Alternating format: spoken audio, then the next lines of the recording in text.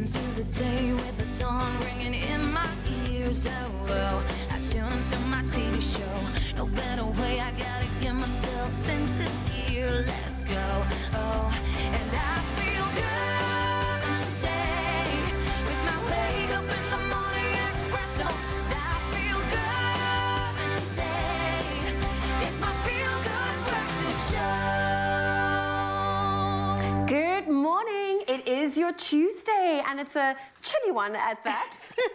Indeed it is. Well, welcome Mzansi, welcome to it. It is a healthy Tuesday on your Feel Good Breakfast Show, and we're chatting all things about employee well-being versus profit with Nikki Bush. Our friend is here to help us and encouraging us to vaccinate this Africa Vaccination Week with disease expert Dr. Emile Reid. He'll be answering all your questions with regard to Vaccination Week today on your Feel Good Breakfast Show. That's right. And on the entertainment front, we're going to catch up with Keenan Extian as he discusses the release of his song Dixie Clouds. Can't wait for that. But before, we're also going to be catching up with the rest of the team. You can't forget that these couches, take a moment, because we haven't actually spoken about these couches for a while. These are the couches from Goma Goma, and they are comfortable and quality lounge suites manufactured locally. Now, of course, Goma Goma is a proudly South African brand, bringing masterful craftsmanship into its furniture designs. And every time we look at it, all we want to do is just sit down, relax for the next 3 hours. I wish we could do that, but you get to do that. You get to sit back, relax for the next 3 hours as we keep you informed,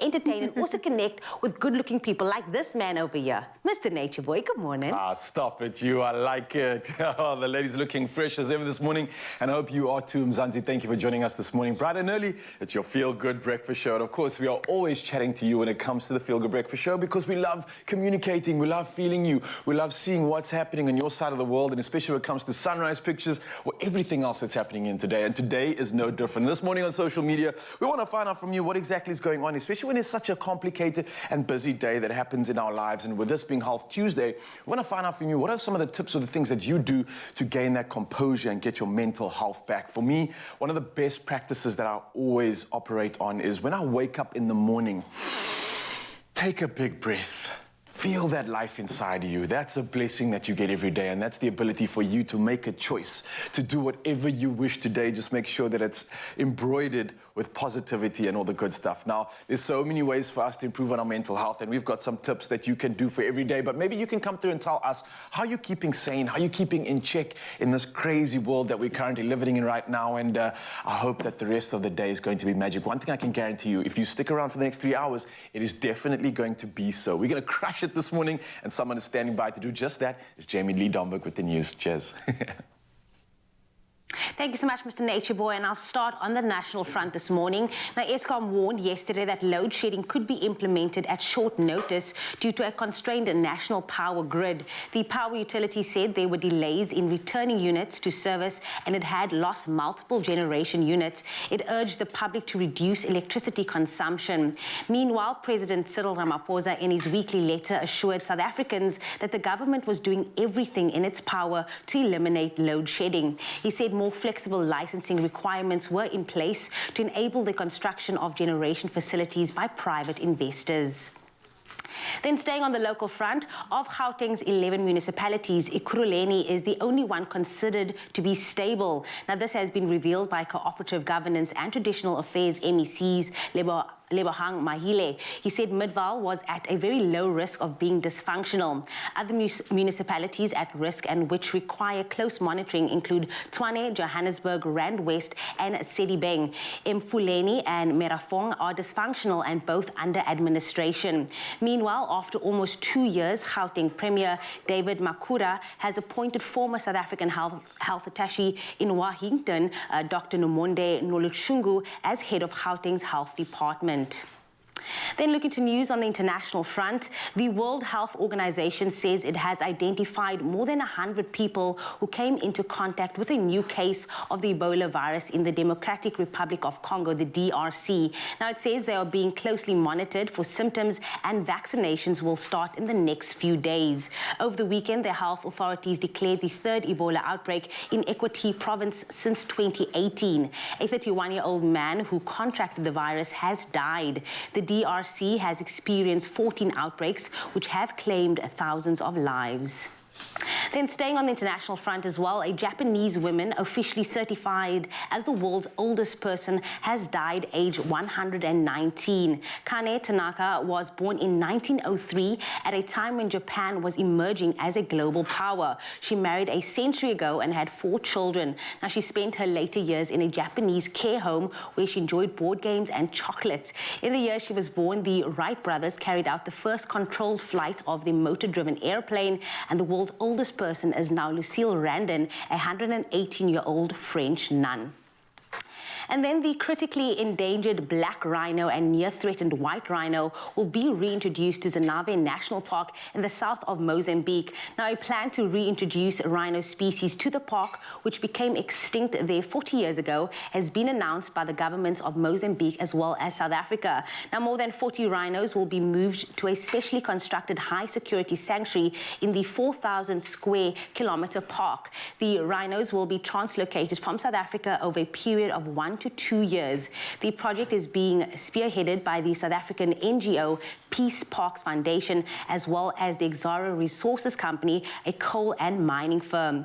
Now, in 2002, Mozambique, South Africa and Zimbabwe established the Great Limpopo Transfrontier Conservation Area, spanning over 100,000 square kilometers and also incorporating 5 national parks, one of those including the iconic Kruger National Park. Now, since 2016, a rewilding program has reintroduced more than 2,300 animals representing 14 species. Now, these include buffaloes, elephants and leopards, and this is into the Zinave Park, which was in the past ravaged by poachers and the Mozambique Civil War that ended in 1992, and we are happy to see that this is taking off. That being said, that is where I leave your 6 o'clock news headlines. We, of course, will be back on the top of the hour with more, but right now it's time to have a first look at the sports. Mr. Nature Boy is standing by for that.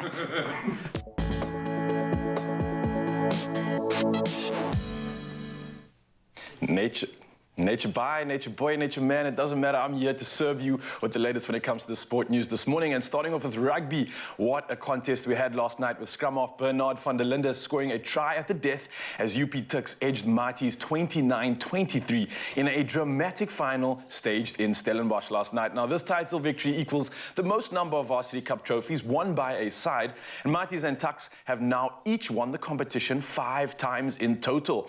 Now, the visitors conceded 11 penalties in the first half alone as the hosts went to break with a 20-10 lead. Now, the Pretoria side fought back in the second half with 2 tries from Capello Makwena before the decisive move of the match, which came from Stefan Kutsia, who launched an audacious attack from within his own half and beat several defenders. Now, the fullback managed to offload to Bernard van der Linde, who showed exceptional pace to finish it off. What a game indeed. Now, moving from our rugby news, we head over to cricket, and in South Africa, former CSA Director of Cricket Graham Smith said he was pleased with the impendent arbitration outcome that cleared him of all racism charges brought about by the SJN report. Now, independent arbitrators cleared Smith on all 4 charges of racial discrimination with costs. And Smith said in a statement that he is grateful that his name has finally been cleared, and said with a quote, "It has been exhausting and distracting, not least because South Africa and South African cricket has also been going through a well-publicized rebuilding process, which has required a lot of attention. I'm just pleased that we have now gone through a robust arbitration process before independent, objective arbitrators and I have been completely vindicated." Now, this is what Smith has to say. Moving over from cricket news now, we head over to some interesting and exciting build-up for the soccer ahead this week. Now, it's an all-English and Spanish affair in the first legs of the first Champions League semi-finals. Tonight, Man City face a tough test against record winners, while Liverpool come up against surprise package Villarreal tomorrow. Now, City had to overcome another Spanish team on their way to the last 4 after beating Atletico Madrid 1-0 in 2 feisty quarter-final encounters. Karim Benzema was the star of the show for Real Madrid in their quarter-finals, netting a hat-trick in the first leg before scoring the winner in the second as Madrid overcame Chelsea 5-4 on aggregate. Now, tomorrow night, Liverpool play Villarreal after the Reds eased past Benfica 6-4 on aggregate in the last round, while the Yellow Submarine shocked Bayern Munich 2-1 over the 2 legs.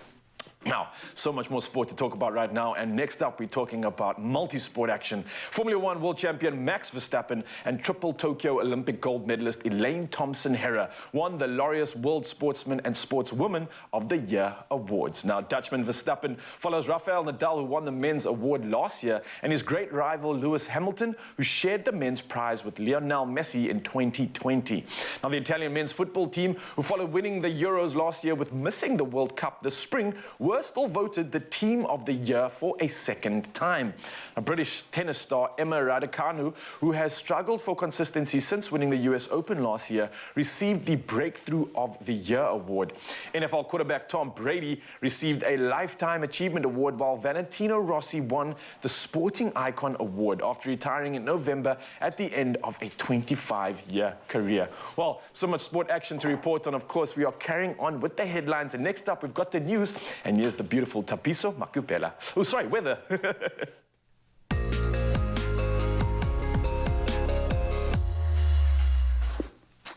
You understand, right? It's only, 10 minutes past 6. It does happen. Let's take a look at your weather. First of all, let's start here in South Africa, where community leaders in Nyani, outside of Musina in the Limpopo province, they are concerned and have voiced their concern about the continued illegal cutting down of mopani trees.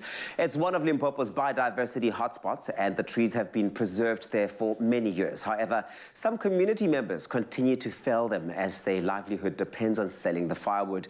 The mopani tree is host to the famous mopani worm, one of my favorite delicacies, consumed as a treat across the globe and also used for some traditional African dishes. It's delicious. Now, mopani worms, they are an economic lifeline for many unemployed people. A bag full can cost some 1,000 rand these days. Spokesperson for the Limpopo Department of Environmental Affairs, Zaid Kala, warned of the harmful effects of climate change caused by deforestation. And he said, I quote, should the people of Nyani continue felling the mopani trees, they will suffer the consequences emerging from soil erosion. Kala urged them to sustain the mopani trees for the benefit of future generations. And I hope they certainly do that. And now we're always in favor of looking after environment as best as we can, so let's do our part to make sure that those trees are thriving and are surviving. And next we move from environmental news to sunrise views. Let's take a look at this one. Ikaram Daniels from Atlantis, who kicks us off this morning, showing off this beautiful transition of the colors across the sky, changing from dark to orange and yellow. It's a multi-color palette. Love it. Gosana Peterson shared this shot overlooking the area, showing similar hues of blues, oranges. You're getting those oranges coming through, yellow dominating this morning, as we can see on that sunrise picture as well. What a way to start the day. Thank you very much.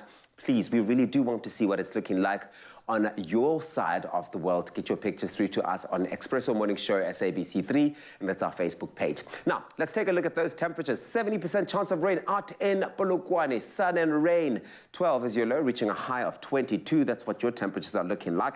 If you find yourself out in Mbombela today, sun and clouds for you. 15 is your minimum, reaching a maximum of 21. With Pretoria expecting some sun today, 8 peaking at 23. If you're out in Jozi Mabone, Johannesburg, 7, that's your minimum, reaching a maximum of 21.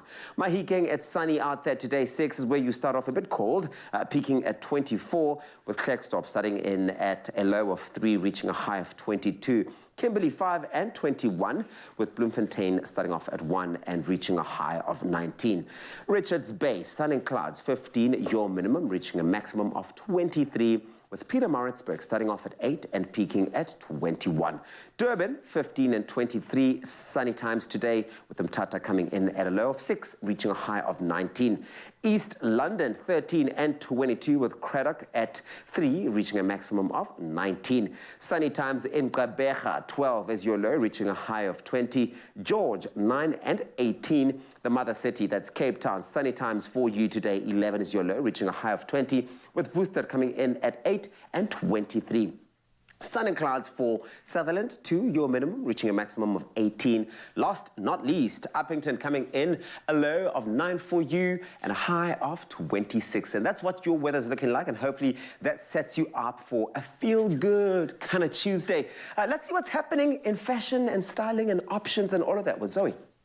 Oh, Tubbsy, this is my favorite part because today I get to be your doll and you get to play dress up. You know what, there's one thing I love about winter is all of the fun fashion and, of course, the warm and cozy accessories while wearing some fun boots. Now, since today is Tuesday, I need your help to please help me choose the perfect accessories to go with today's look. I'm wearing some denims as well as a classic black long sleeve t-shirt, and it is, of course, needs to be paired with something fabulous. Now, this is where you come in. Option one for today is this long line, and this is a silhouetted wrap knit that drapes beautifully, and we will be pairing this with some elegant must-have knee-high faux leather boots for the season, and that's these beautiful brown ones down there. Then for option two today, this one's a more simple yet classic checkered print scarf. It's got some beautiful detail on both sides, and that's also a nice oversized scarf to wear in winter. It is very versatile, and I'll be wearing it with these cute little ankle booties that's also been designed with faux leather that also have these cute little zips on the side for a little bit of detail. So those are the options for today. The choice is yours, so head on over to Expresso's social media pages to vote for your favorite winter accessories and boots by commenting on the poll post. Now, don't forget to include that hashtag styled by Woolies. Plus, you can get 30% off women's winter accessories until the 8th of May.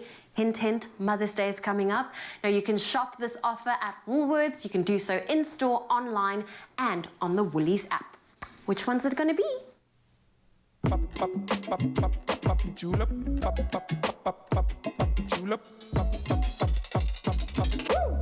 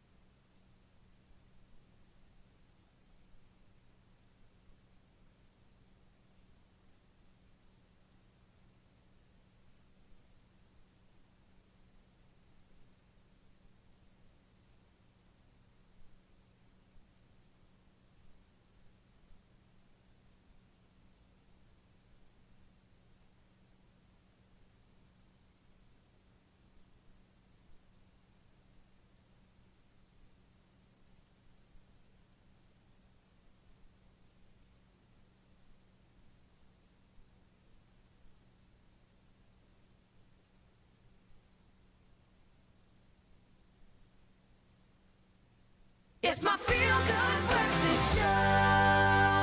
Welcome back, everybody. This is your Feel Good Breakfast Show on this Tuesday. Now, we all know that small-town life can be modest and also idyllic, but for an artist who longed to expand his horizons and escape the monotony, Keenan Extian turned to the guitar. Now, musicality ran in Extian's family, with his dad playing in a band, as well as his grandfather, a skilled guitarist too. Now, it's Keenan's turn to stand on stage and share his talents with the rest of the world. Let's take a listen. Long way away from you, riding on Dixie Cloud. Babe, don't even ask me how I came to be this proud. She said she misses me, and I should hurry back to her. But I've been in a different world, trying to make some sense of it all.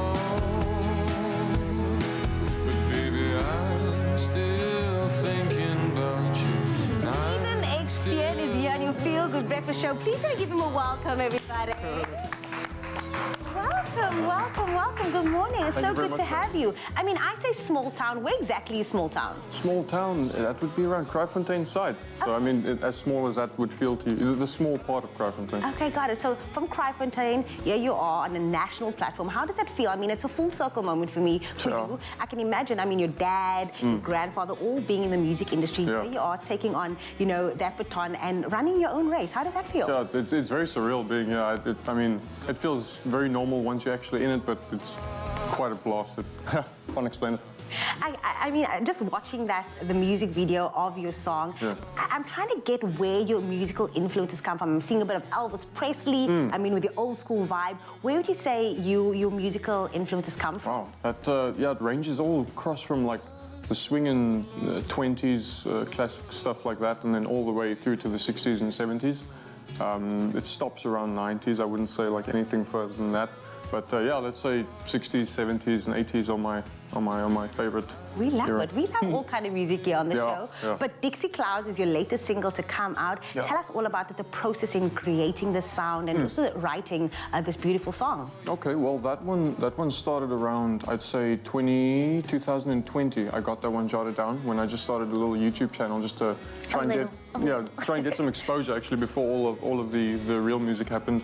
And that one came out one day, just a melody, and developed it. Found the meaning in the song, and Jeremy helped me produce it. And we found an amazing director who took a vision and took the story and just brought it to life completely. And the rest is history, and that's what we got. And you say the meaning behind it. I believe the meaning is about the worst ways in you can handle a situation. Is that something that you resonate with? Is that a personal story? How does Dixie Clouds just link itself to your own life? Yeah. So Dixie Clouds, I wouldn't say is a specific situation. I'd say more a compilation of the times running away, of you know, not facing what needs to be faced and all. So I wouldn't say specific, but definitely parts of the life where we felt we've run where we should have maybe, you know, stayed in. Just faced it up. I hear you. I love it. Again, an old soul coming in. But you also said this music video was probably one of the most memorable experiences of your life. Why was that? That was, I mean, just even being here, just seeing the camera, how everything, I'm very intrigued by how things are put together. So seeing the behind the scenes and then understanding the magic you see on screen, that was a very fascinating process. It takes very long, but it was still the blast to see. I do it over 1 million times again. I get excited when artists, you know, new enter the space and they still get excited to see it all being put together. Yeah. But from a small town, here you are, the world is your oyster. Where to next for Keenan next year? Well, we've got as many shows as we can that's planned. One coming the 7th of May.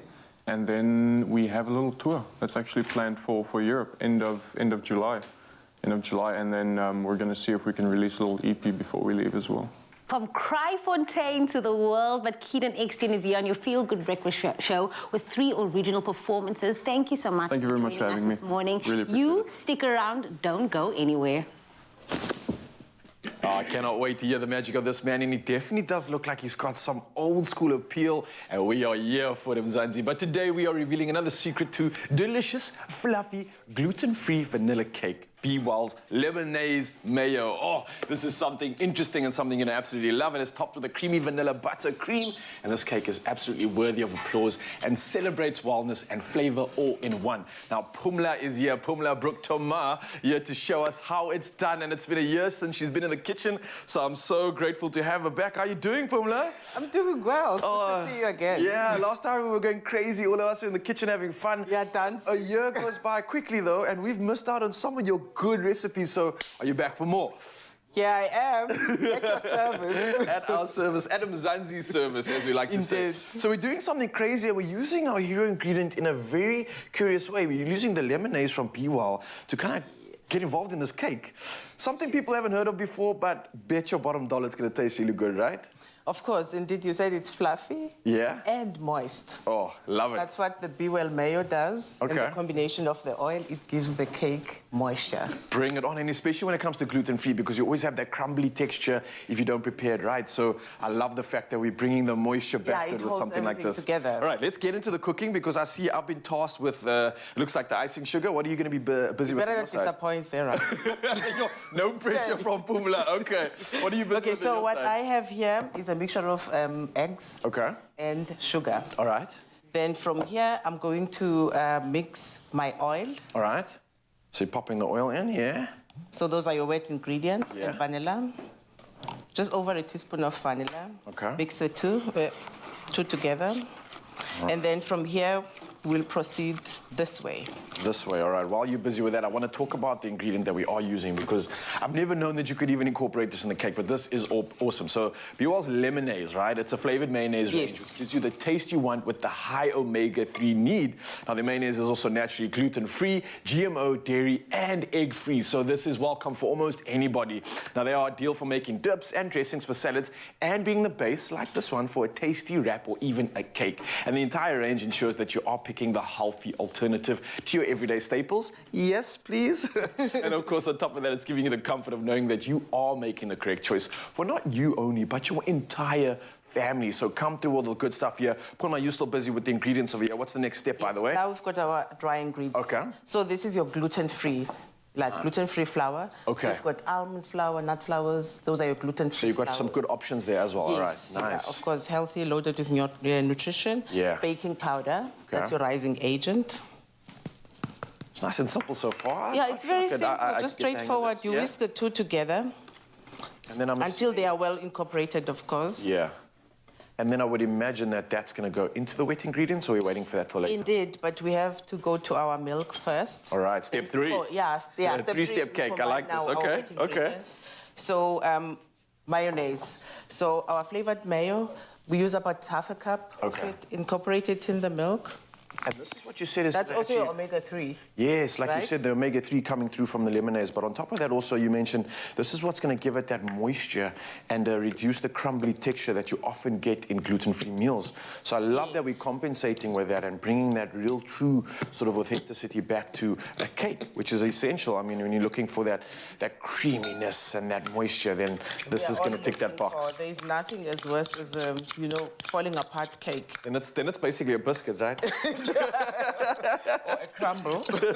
Pumla, did you used to make a lot of cakes back in your youth when you were... No, I didn't bake until I was 25. Oh, wow. So your whole world just changed after 25. So wet into wet. Nice. Okay, so the wet's going into the wet now, and then I see the dry ingredients are standing by once it's Then mixed up. we fold the All dry right. ingredients. Booyah. Some... And we're almost down just like that. Okay. And once you mix it all up, what's the next step? Then we bring in our baking I was tins. wondering what those were for. Then it's gonna go into the oven for about 35 minutes because it's thin cakes. Okay, and we are actually, I would imagine, because there are two layers to this, right? Yeah, so we're going to need Beautiful. buttercream that And I'm... you promised. Yes, I did promise you the that for buttercream, us. and this is something that I'll talk to you about while I'm making it, because I've got some softened butter over here. We've also got some milk, vanilla essence, and I don't know if this is saffron or... Oh, there might be some lemon. That's your rind. This is rind. Yeah, lemon Yes, rind. that's correct. Smells good. It's got that nice citrus feel. And then I've got some icing sugar over here, which I'm not going to mix all at once. So I slowly mix that consistency in as I'm going through. And you want to really get that right because this is really the icing on the cake. Excuse the pun. But while I mix this up, let me talk to you, Mzansi, because it doesn't stop here. We've got something exciting to get through because you can win big with Bewell. And they're giving away a 150,000 Rand grand prize. Wait, I don't think you heard that correctly. 150,000 Rand grand prize, and you can stand a chance to win your share of 50,000 Rand as well. Now, simply do the following. Purchase your favorite Bewell product, take a photo of yourself and your Bewell product, and send the picture to any of the Bewell social media platforms or to their WhatsApp line. And the number is 060-582-3678. You can find it on your screens right now. And along with that, you want to include your name and your contact number. As simple as that. If you didn't find those steps from what I just said right now, then no worry. The T's and C's can be found at bewellfoods.co.za. I mean, what an incredible prize. And it's so fitting with an incredible cake like this. Obviously, we've got to get the icing done. Once that's done, these come out of the oven, make it all bouillage, and then... Cool it first. Cool it first. Okay. First. Pumla, Do your icing. welcome back to the kitchen. I had a lot of fun with you. Thank you for this recipe. We're going to get finished while Mzansi carries on with the next of the good stuff. So, Mzansi, we'll see you in just a bit while we get the rest of our cake on. Only you can make my day.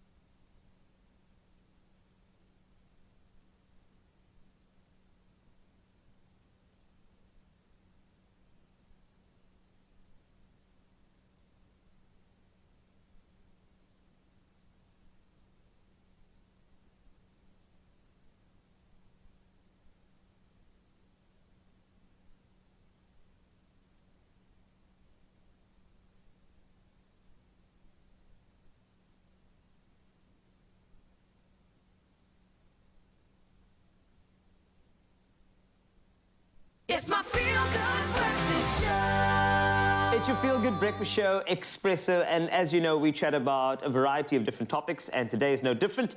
The pandemic has created a huge awareness around mental health issues in the workplace, and this morning we chat to business speaker and human potential expert Nikki Bush about what she is observing among her clients in corporate South Africa. Very interesting. Nikki, it's always so great to have these conversations with you. Good morning. Good morning. Thanks for having me. Oh, I wanted to know from you, are the issues of self-care and well-being higher up on the, the corporate workspace agenda since the global pandemic? Zoe, I can't tell you how different it is out there. Remember, companies were built for profit primarily. Yeah. And over the years that I've worked with corporate South Africa, there certainly wasn't an effort to focus on the health of families or, people's well-being. That was kind of given lip service. It was spoken about, but it wasn't at the top of the agenda. And right now, well-being, mental health, and psychological safety are sitting right at the top of the agenda together with work-life integration. And companies are spending a lot of money and doing many, many things to help their employees to adjust and adapt to this new way of working. Now, I think the big question is, it's around the companies. So what are companies doing to help their staff to look after themselves better? Because, as you know, healthy staff, healthy profits. But it starts with the staff members and making sure they're motivated and looking after themselves. What are the companies doing now? Absolutely. So if you focus on the people, the profits will flow. Exactly. And for the past 2 years, we've seen a massive expansion of wellness programs. So people like me have been invited in to give a lot of virtual presentations to staff to help them understand depression, anxiety, disruption, reframing, reauthoring their lives in order to cope with the changes that are going on. So, all of the loss and the grief and the adaptation to the new has been very important. So upskilling people as individuals to deal with these things, to cope with working from home and having children doing school from home, it's been a big change and a big ask. So the wellness programs have really increased hugely. Then there are also the employee assistance programs that large organizations who employ thousands of people have. And those programs give employees financial advice, legal advice, medical advice, psychological advice.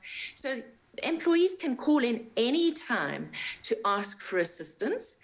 And then there are some other things that have been more creative that have been added in. For example, there have been lunch and learns. So while you're eating your lunch, we'll have a guest speaker so that you can learn something new that'll be helpful. Then we have seen things like there was 1 week in spring that was mandatory for every employee to take off in order to breathe and to prepare for the onslaught of the end of the year, that race to the end of the year. So there have been quite a lot of interesting things happening in the corporate space. Well, I'm just thinking if we get spring break, Yes. Can you just imagine how our productivity to the end of the year would just increase? Skyrocket. Oh my Makes gosh, sense. I love that idea. We'll be continuing this very important conversation on employee well-being with Nikki Bush very, very soon. Plus, a work-life balance question is quite critical too, so stay with us at your Feel Good Breakfast Show. Well, speaking of well-being, the Woolworths Beauty Festival is currently on, and of course, our beauty and fashion editor, Miss Knox Mafu, took the opportunity to stock up on some of her favorite products at Woolworths at the V&A waterfront. Let's take a look at what she found.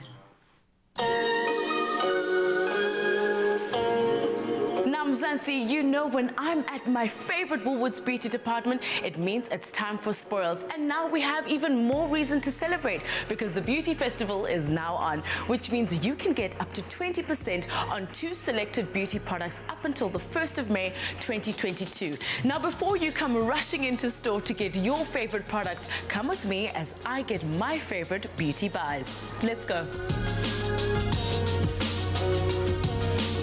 Local is lekker and I love clean beauty, which is why Skoon is top of my list for my shop today. I love the Wow Wow Wonder Serum, and let me tell you, the name lives up to the hype. It'll change your skin routine forever. But if you want to get more from the range, I recommend that you get the double pack serum, which has the Wow Wow Wonder Serum and the Retinol Serum, which you can use for night and day. Thank me later.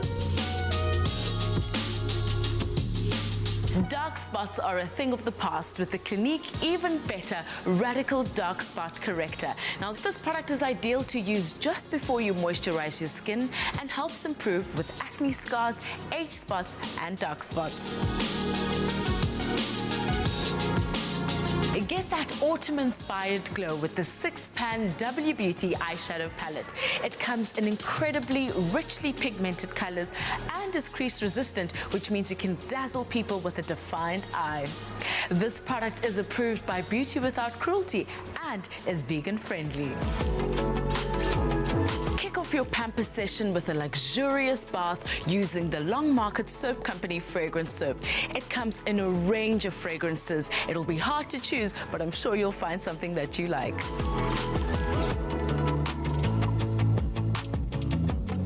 We all know the trend says a no makeup look is all the rage at the moment, and it all starts with a good foundation, and Bobbi Brown is an icon when it comes to this. I love the Skin Long Wear Weightless Foundation with SPF 15. I'm obsessed with this product, mostly because of its weightless foundation and the SPF 15. It's also suitable for all skin types, which means you'll definitely find a shade that's perfect for you.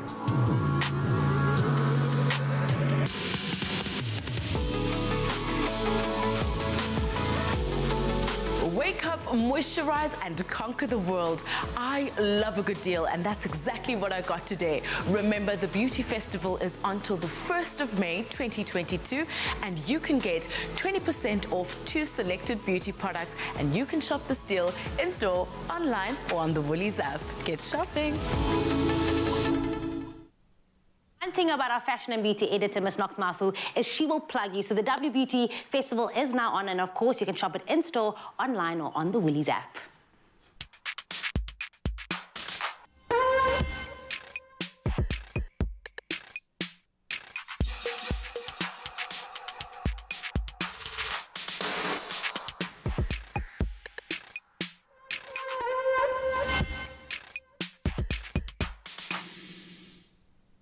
All right, so you got your beauty in check. Now for us to get in check the look for Zoe Brown, because earlier on she asked you to help her style her winter outfit. Let's find out what she will be wearing today. Let's see your comments and see which looks and which options you've gone for. Partaker Glory says option 2, please Zoe Nuran. De Villiers Henning says option 2 will suit her beautifully. Natasha Sheik says warm morning to everyone. Option 2, Zoe. So far, seemingly option 2 leading here. Anthea Lott says option 1, and Wendy Harris, good morning. Option number 2. Well, what's it gonna be? Dessert or disaster? Never disaster ever, but we'll see now as Zoe heads through. Option 2, Denise Brown, love it. Flavia Davids says morning. Option 2, I missed Ketiwe. Ketty's one saying love both outfits, but if I have to choose one, I go with number 2. And it really isn't ever easy, because every single time I've stood and, well, been in Zoe's position where I have 2 options, to try and find which one it is not an easy thing. So Zoe, are you ready to show us your look? Option 2, which has won. I'm ready, Tubbsy. How Look at cool it. is this? A beautiful, fun scarf. I love it. And of course, these adorable, fun faux leather ankle booties. And I love the color of it. I was going to say, I love the fact that the color between your scarf and the boots, that the palettes do work so well together. The versatility of these boots, right? Because they can be both playful, but also can be quite serious, depending on what the occasion was, right? And ankle booties are fun. You can wear it with denims, like I'm doing right now. This is perfect for wearing with a dress, with some stockings. Or like a skirt. Yes. And I know all of these things. You do. Trust me. I learned from the likes of Zoe Brown. This is really stunning. Zoe, you are owning the Tuesday morning. It's time for you to stock up on your favorite pair of boots, because you do get, listen to this, okay, 30% off on selected women's boots, so you can rock this style. This offer is valid until the 1st of May 2022. You can go shop it at Woolworths, in-store, online, or on the app. Oh, yes, Zoe, giving it. And you know what's cute? This little zip detail. Because actually, if you're going to put the shoes on and off, the zip is on the inside. But this is a cute little zip detail on the outside. Okay. Coming through with the innovation in style. That's cute. Love to see it. And it's so comfy. Okay, I'm going to call you Lady Tuesday. I'm Lady Tuesday, because you're owning it. Go shop these looks.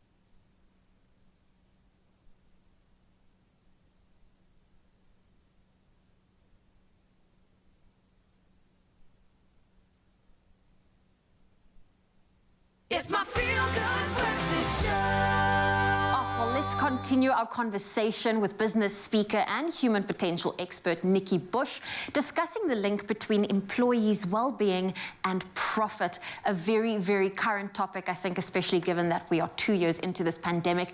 Nikki, it's great to have you back. Thank you so much.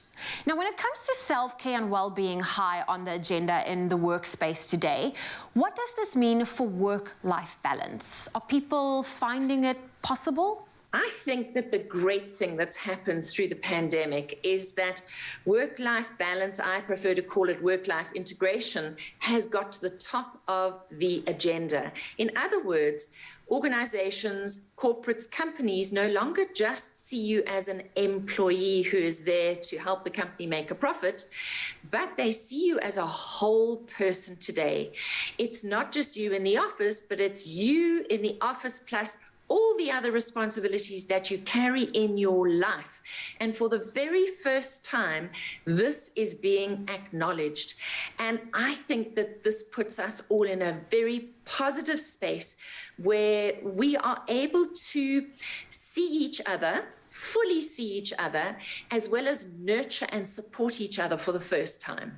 And to set those boundaries. Oh, yes, indeed, because you do get the fuel from your family life, and that fuel you inject into your occupational life, that in turn gives you that same fuel back to your family. I feel like there's an exchange there. So what are the benefits to individuals and families when it comes to work-life balance?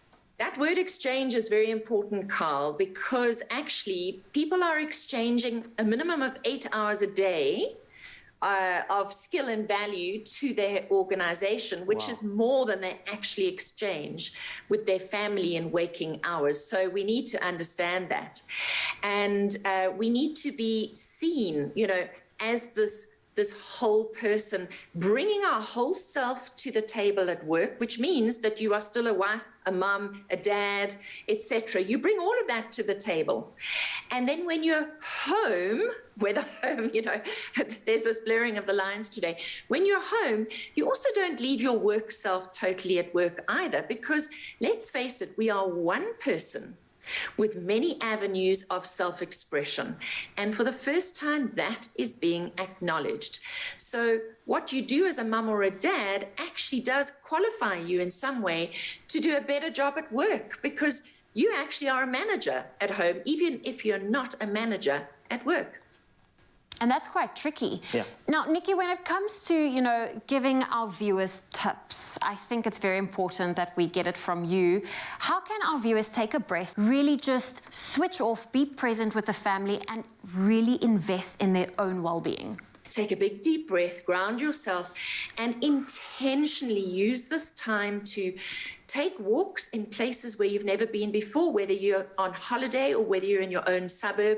I mean, I know I lived for 23 years in the same suburb, and there was a little park that I never ever visited. You know, what are we thinking? We've got all these things at our disposal and we don't use them. Talk to different people. Have a braai with somebody you haven't seen for a long time. Make that coffee date with that old school friend that you connected with on Facebook and you haven't seen for 20 years. Children provide you with that wonderful opportunity to pause and stop and take a breath by playing with them.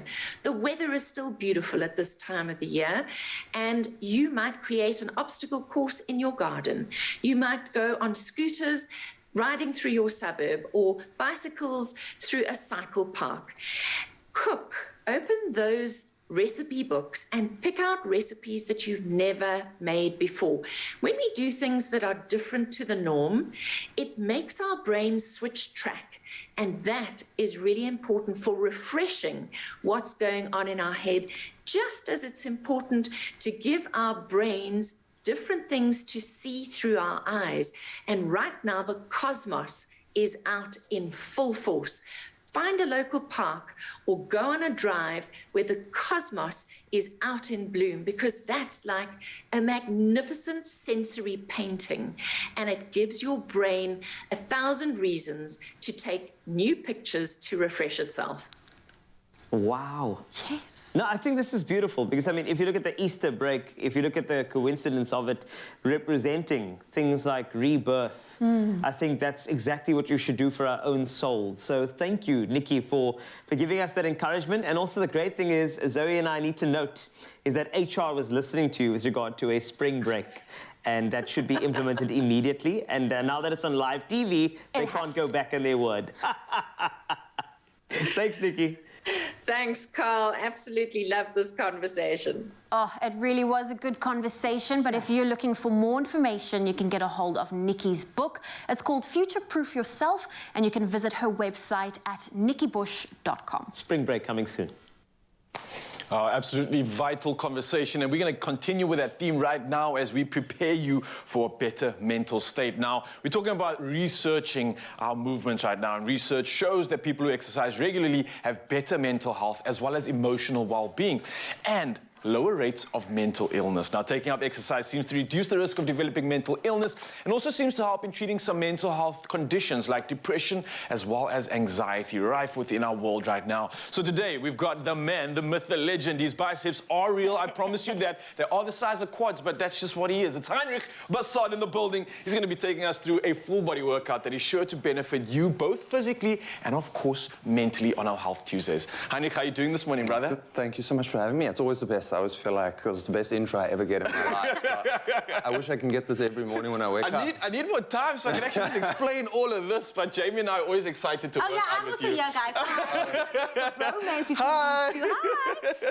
Hi. Are you ready to take us We all are through a workout? ready. We are ready. Yeah, what do you got prepared for us? So we're going to do a bit of a full body flow. I mean, obviously with the aim being on mental health awareness, it's about just getting the whole body moving, getting the whole body involved, and getting everything flowing in order to get those endorphins. I love that, and I see we don't have any gym equipment, so that means Mzansi, you can join in with us now. You've got no excuse, and let the man take over from here. Let's get into it. So we're going to start it off nice and half pace, just so that everybody can at home also just follow the first train, and then we'll pick up the pace a little bit. All right, so everyone at home can follow along with this. What's the First things first, we're going to walk our way down, keep the legs nice and straight. So onto the hands we go. We're just going to do our inchworm all the way to horizontal. From there, you're going to go into a push-up. So you can drop the knees down or keep it elevated, depending on what your fitness level is. We do our push-up. There, up we go. We're going to raise right arm first. Keep it nice and extended. Ooh, work in the core now, right? Yep. Left arm. From there back, we're going to walk our way up nice and controlled, once again keeping the legs fairly straight. As we're standing, you're going to squat first and then follow through with the right elbow towards the left knee. So we're squat, right elbow, left knee, elevated, squat again, left elbow, right knee. From there, you're going to finish off a movement with 10 quick star jumps. So feet together, and we're going 1, 2, 3, 4, 5, 6, 7, 8, 9, 10. When I woke up on this Tuesday, I did not think that I was going to be doing this, but I know, Jamie, and I'm sorry to interrupt you, but I know we always have such a pressed amount of time when it comes to this workout, but I want to run through that again because I think we've literally targeted every single body part in that flow. I want to go through it one more time. Maybe Mzansi can join us, and then we can kick into the flow straight after that, right? Perfect. So coming down on the inchworm, right? I'm feeling the hamstrings, feeling the lower back. That's correct, right? 100%. Okay, so we're going down. Inchworm down, all the way to horizontal. Now the shoulders come into play. Push up. That's the pecs and the front delts. Yep, we're going shoulder and core work. Anterior line and core, From there, we're going all the way back up, again some hamstring work. From there, we're squatting first. So that's the legs. Right elbow. It's the core again. Squat left. From there, feet together and 10 star jumps to finish. Jumps for cardio. 2, 3, 4, 5, 6, 7, 8, 9, and 10. Man, that is proper bang for your buck. A full body workout, like Jamie. How are you feeling there? the only thing we didn't work out is smiling, so you have to smile between that. Then it's a full body But workout. that'll come afterwards, because I can imagine, put some music on, get some friends together, start doing this flow, maybe you go for some time or reps, and you can really start feeling the endorphins rushing, and that's where the smile's going to come through afterwards, right? You see, it's really coming through.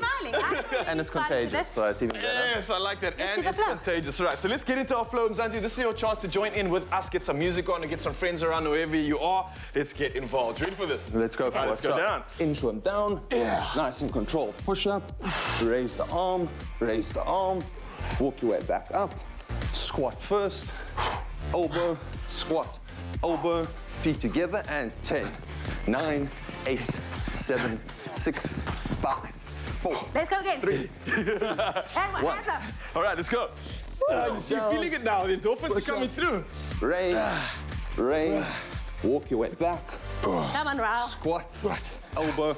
Just gotta keep up with Jamie. 1, 2, Look at her. 3, 4, 5, 6, 7, 8, 9, Another 10. time. Let's go. Whoa, okay, down. stepping it up now. Elf Tuesday's coming at you. We just gotta keep up with Jamie. She's elite Yeah, level. so she drank 2 cups of coffee this morning, it seems. Woo. Woo. From there. And go. 1, 2, 3, 4, 5, 6, 7, 8, 9, 10. I'm joking. I'm joking. Oh, honey, that is there. awesome, man. And look, I must be honest with you. We're having fun here. Yes, we're moving. Yes, you're getting up a sweat, and we're also working out. But at the same time, we're literally having fun. And I think that's the beauty of this workout right now, especially when you do a flow, right? You can get really distracted from all the chaos around you. Start focusing on your movement. Start focusing on what's important. Start powering yourself up at the same time, right? At the end of the day, you can even, as we're doing in the living room, don't need much space. Don't even need equipment. You don't even need a mat. Get a carpet. I love that. Jamie, what do you say? One more. Yeah, 1 more. 3, 2, 1 for Let's go. Come on, Zanzi. Join with us now. Raise, raise. Up we go. Squat. Elbow, squat. Elbow, and 1, 2, 3. I think we got one more, Jamie. One more. Health Tuesdays. This is from Zanzi. We got one more round in us, guys. Come on, let's do this. You got this. Break it up. We'll be honest, I am feeling it though. all round. Finish off strong. Come on, Ralph. You can do it. Come on. Yes. Come on. Mzansi, Health Tuesdays. Yes, man. We done that. Thanks. Brother, that was absolute magic. It's a wrap. Emily Tomberg It's a wrap. pushing the lads this morning. I'm proud of you, Mzansi. I hope you got involved with that one and enjoyed that one. Of course, you want to get more of this training, hit this man up online. He's got some exceptional training options for you and offerings, and to get you looking even closer to this, I know you want it. For now, though, it's time to get back to the kitchen. I think we worked ourselves up an appetite. Yeah. Whew. Only you can make my day.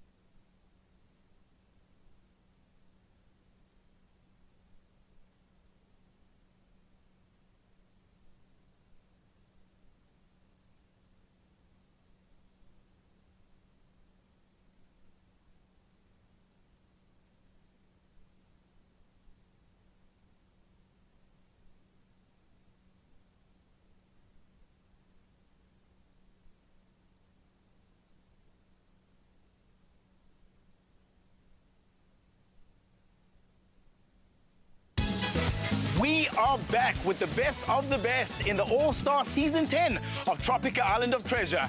And we're going big! Buy a Tropica, find your code under the cap, and stand a chance to win loads of instant prizes. Plus, if you find the treasure under the cap, you will win one of 10 big prizes. See pack for details. Tropica, nothing smoother.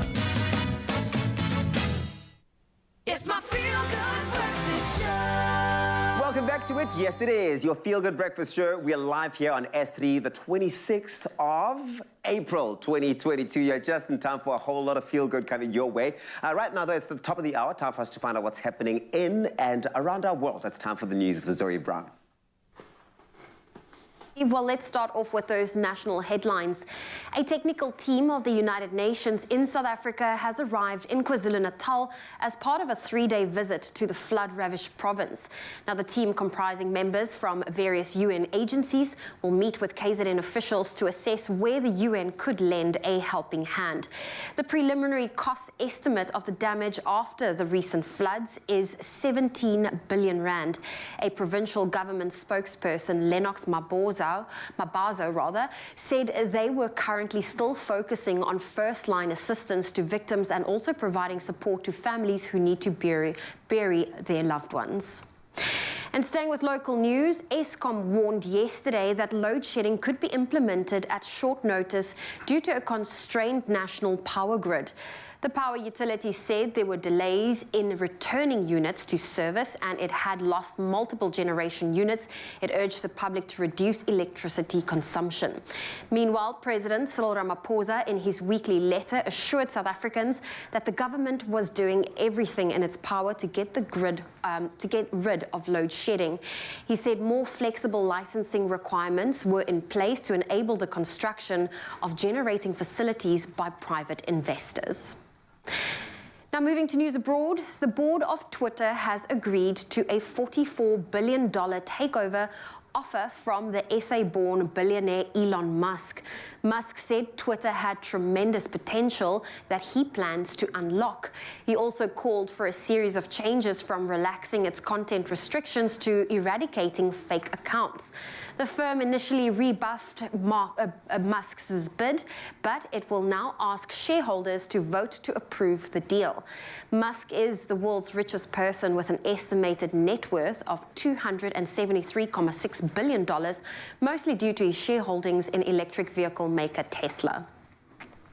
Now, staying with news abroad, the World Health Organization says it has identified more than 100 people who came into contact with a new case of the Ebola virus in the Democratic Republic of Congo. Now, it says they are being closely monitored for symptoms and vaccinations will start in the next few days. Over the weekend, the health authorities declared the third Ebola outbreak in Equateur province since 2018. A 31-year-old man who contracted the virus has died. The DRC has experienced 14 outbreaks in the past, which have claimed thousands of lives. And at 21 years and 74 days, Toby Keith, a Chihuahua from the state of Florida in the US, is officially the oldest living dog in the world. Gisela Shaw, Toby Keith's owner, said she adopted him from a shelter when he was only a few months old. She says she was a volunteer at the Peggy Adams Animal Rescue when she learned that an elderly couple wished to surrender a puppy because they were not able to care for him any longer. Toby Keith's age was confirmed earlier this month by Guinness World Records. He is thus presently the oldest dog alive. Chihuahuas typically live to between 12 and 16 years. The dog that has lived the longest yet was an Australian cattle dog, commonly known as a heeler. His name was Bluey. He lived to the age of 29 years and 5 months and died in 1939. Well, on that very interesting note, that's where I leave your morning headlines. Here's another look at your sport.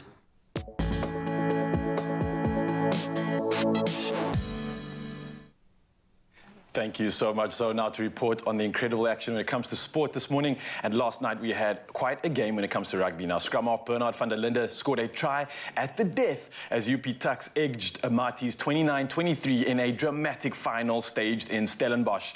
Now, this title victory equals the most number of Varsity Cup trophies won by a side. And Matis and Tuks have now each won the competition 5 times in total. Now, the visitors conceded 11 penalties in the first half alone as the hosts went to break with a 20-10 lead.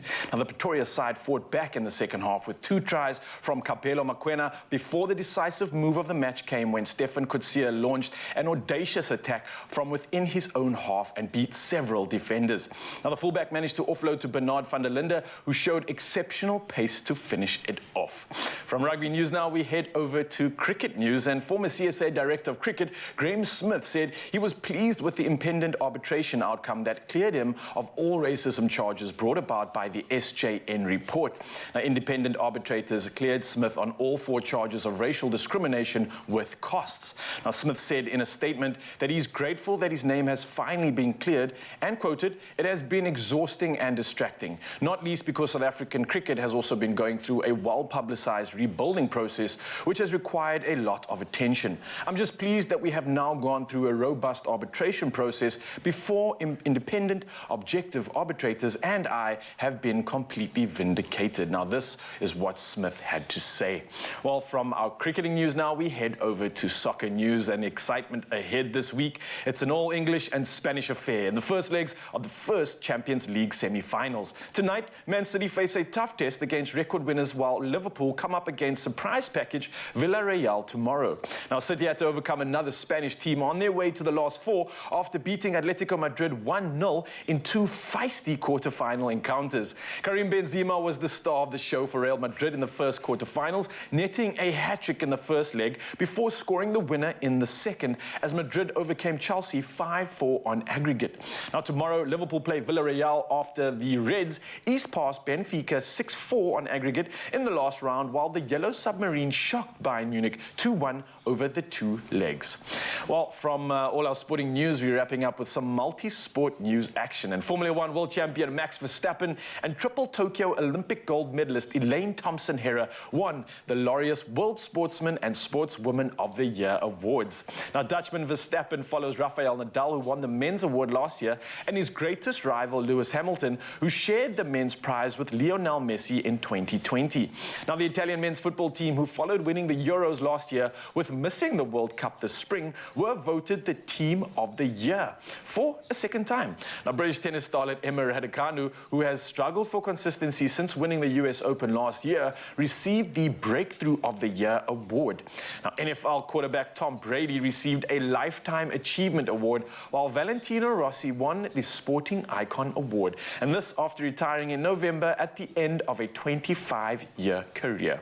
Well, we'll catch up on the sport headlines one more time the next hour. For now, though, it's time to take a gander at the weather, and here is Jamie Lee Domvig.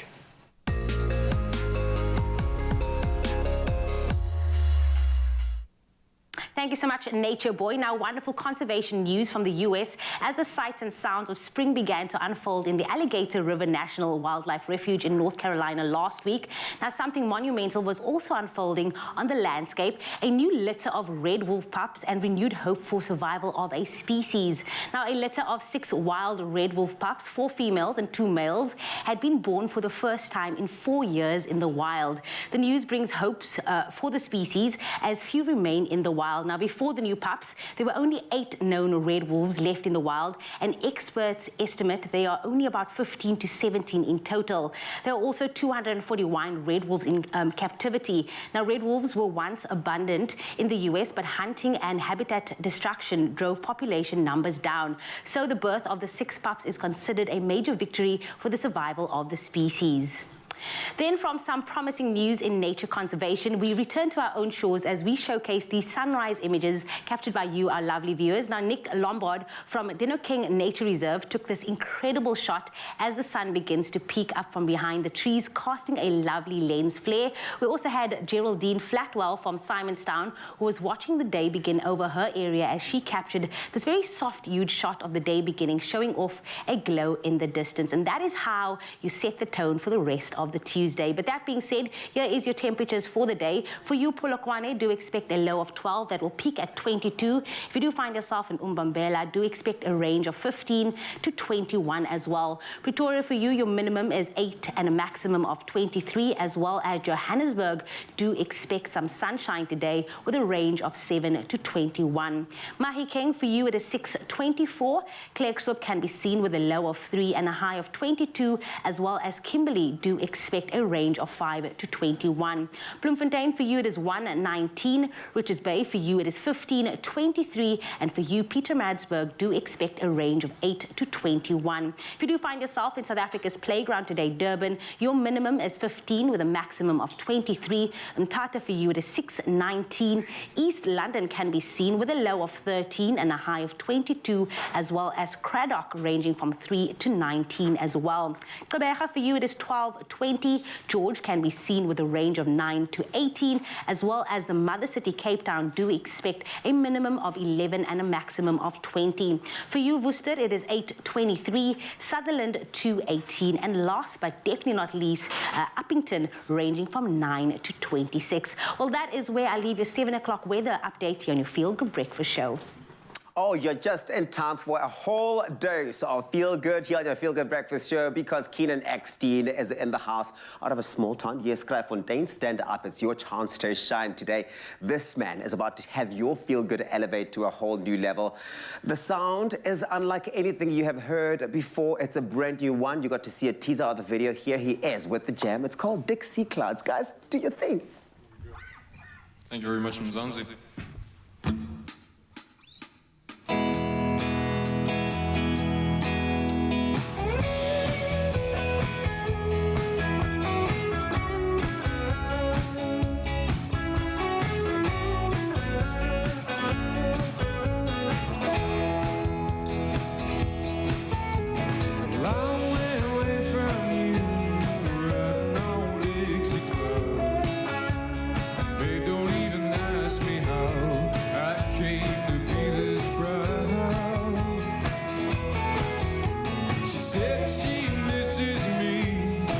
Should hurry back to her, but I've been in a different world, trying to make some sense of it all. But baby, I'm still thinking about you, and I'm still hurting for you now.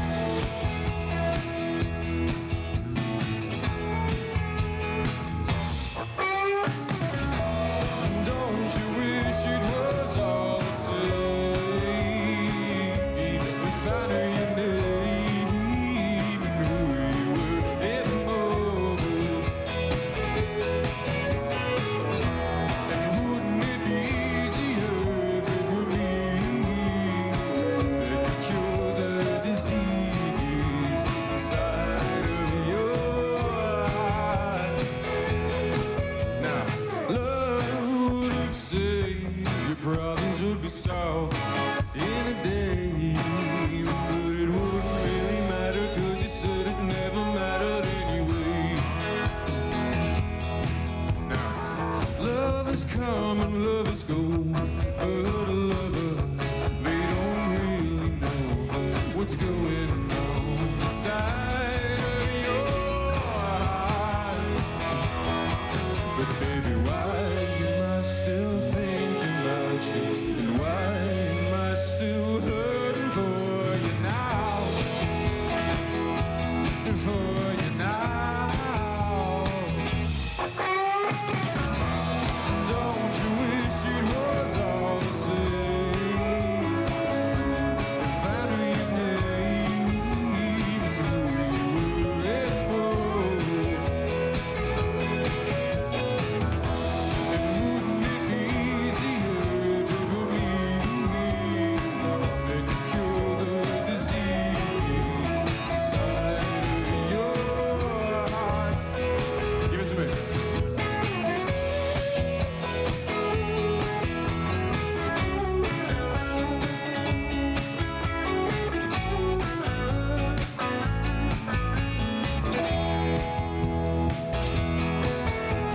Long way away from you, riding on Dixie clouds. Babe, don't even ask me how I came to be this proud.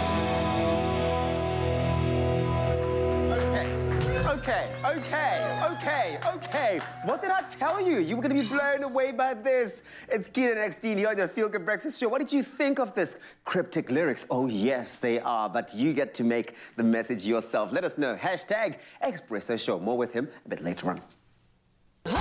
can make my day.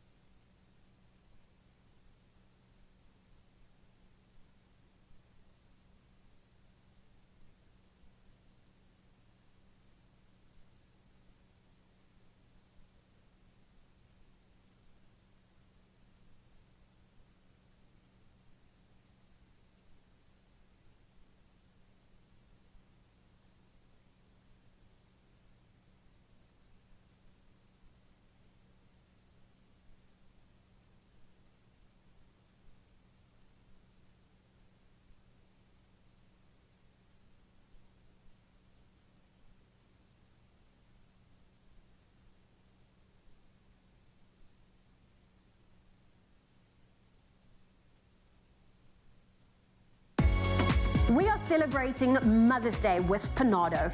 Join Expresso weekday mornings to stand a chance of winning 2,500 Rand per day until Tuesday, 10th of May. Nominate a phenomenal mother by replying to the competition post on Expresso's Facebook or Twitter pages and tell us why they are a magnificent mother. Remember to tag the person you are nominating and to use hashtag Panado and hashtag A Dose of Care. Competition closes Tuesday, 10th of May at 8 a.m. when our 10th winner will be announced. T's and C's to be found on expressoshow.com. It's my feel-good breakfast show.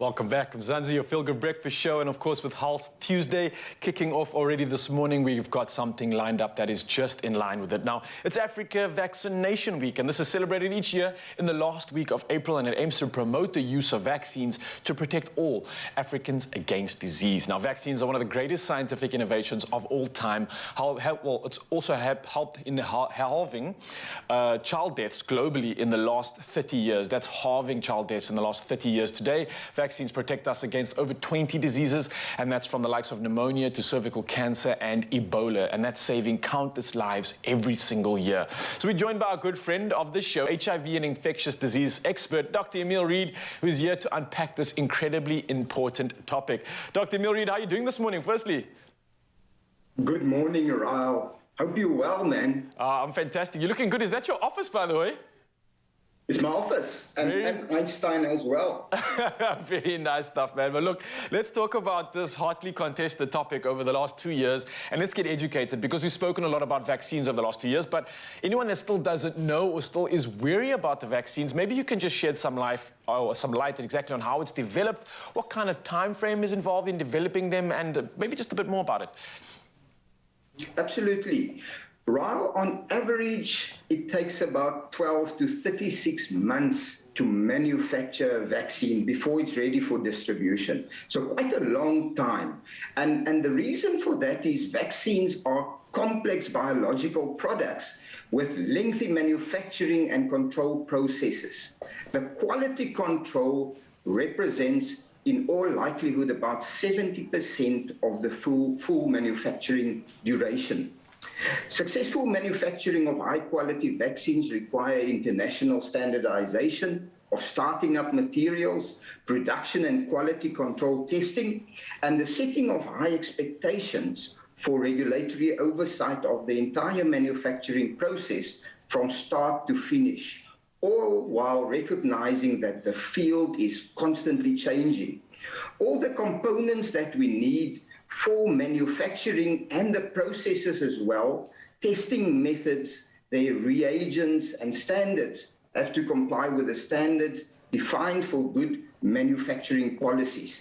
And it includes strong quality requirements, involve ad hoc pharmaceutical quality systems, quality assurance measures and procedures, several quality control at each stage, and an adequate infrastructure and separation of activities to guarantee vaccine identity, purity, sterility, efficacy, and safety. So there's absolutely no reason for people to worry about vaccines being produced. Yeah, it sounds by the time you actually get the opportunity to take your vaccine, it's obviously gone through such a rigorous process that, I mean, most of these safety steps have already been incorporated and providing you with less worry, I guess. But with that being said, obviously, it's a great idea and a great insight into what they actually are, but maybe you can explain then how the mechanism behind how a vaccine works within the body, because this is something that a lot of people have theories on and you hear these crazy rumors, but let's hear from the expert himself exactly how it works. Absolutely, and I see all the pictures on the screen, which is, it's amazing. And we need to understand that vaccines contains weakened or inactive parts of a particular organism, and we call that the antigen. And that is the trigger for our body's immune response in order to take place. So newer vaccines doesn't contain these weakened or inactive parts, and they actually contains the blueprint or the so-called mRNA for producing antigens rather than the antigen itself. Regardless of which one it is, what happened is, and what is important is for people to remember that these weakened versions or the blueprint cannot cause disease itself. So people saying that after they had the vaccine, they actually got the disease, that is usually absolutely impossible. So after receiving the vaccine, it will prompt the body's immune system to respond as if it's actually seeing the pathogen itself. Some vaccines require multiple doses given weeks or months apart, and this is sometimes needed to allow for the production of long-lived antibodies as well as the development of memory T cells. And I mean, we've come accustomed to the fact that antibodies usually protect us against the infectious nature of the organism, meaning that you normally test positive for the disease, whereas the memory T cells protect us in the long run against serious illness, hospitalizations, complications, and deaths. Oh, well, I absolutely love it. Dr. Milreed, I can't thank you again for educating us when it comes to vaccines, just in general. And obviously, with it being Vaccine Week, we are prompting everybody and educating everybody at the moment. So don't go anywhere, Mzansi. We will be back with another part of this conversation, debunking some of the myths when it comes to vaccines, also maybe encouraging you to get more positive advice when it comes to getting the jab. We'll chat to you soon. Well, of course, as you know, every Tuesday we bring you Pharmacy of the Week, where we really acknowledge the incredible people working on the front lines. That's right, and this is our way to say thank you to these brave healthcare workers, proudly brought to you by Adcock Ingram, OTC, sponsors of Brave. Now let's take a look at this week's Pharmacy of the Week. It is Soshanguve Pharmacy in Pretoria. Take a look at this one. Our pharmacies are on the front line of healthcare. This is Pharmacy of the Week. As pharmacists, we are the custodians of the country's medicines. So what basically means is that people will come to us here to get as much information as possible. And as pharmacists, we are obliged to somehow give them that information. And that information might include just what this medication is all about. What are the side effects? What are the contraindications? So our interaction with the community in this particular area in Soshanguve has been quite, great. And I think the pandemic has actually brought us together as a community, us as a pharmacy, and then them as a community supporting our business. Pharmacy of the Week, proudly brought to you by Adcock Ingram OTC, sponsors of Brave. With schools opening again, teachers and parents will face difficult situations, like tummy cramps, teething, pain and fever, scratches and scrapes, allergies and coughs. Adcock Ingram OTC brings you a wide range of products to help parents take care of those challenges. Brought to you by Adcock Ingram OTC, sponsors of brave.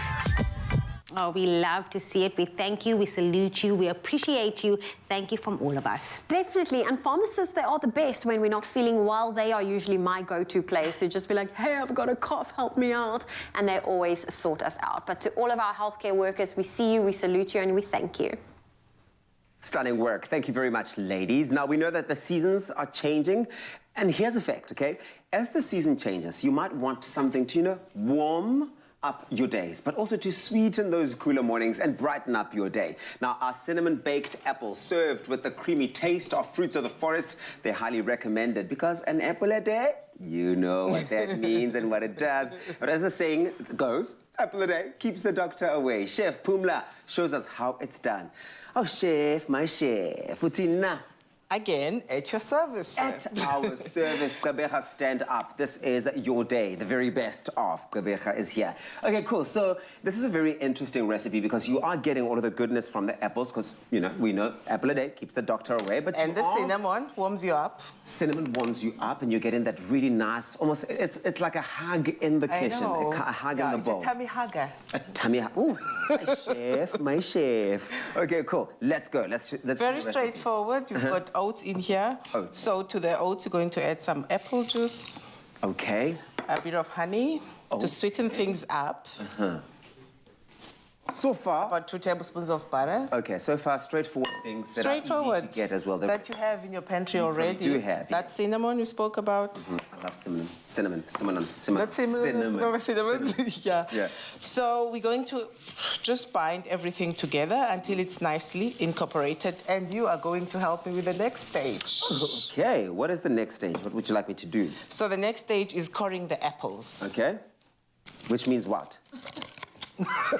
Like, what am I doing? Like cutting them with like what? So coring the apples means, first maybe we must remove the tops and the bottom, just a slice. All right, so we're going like this.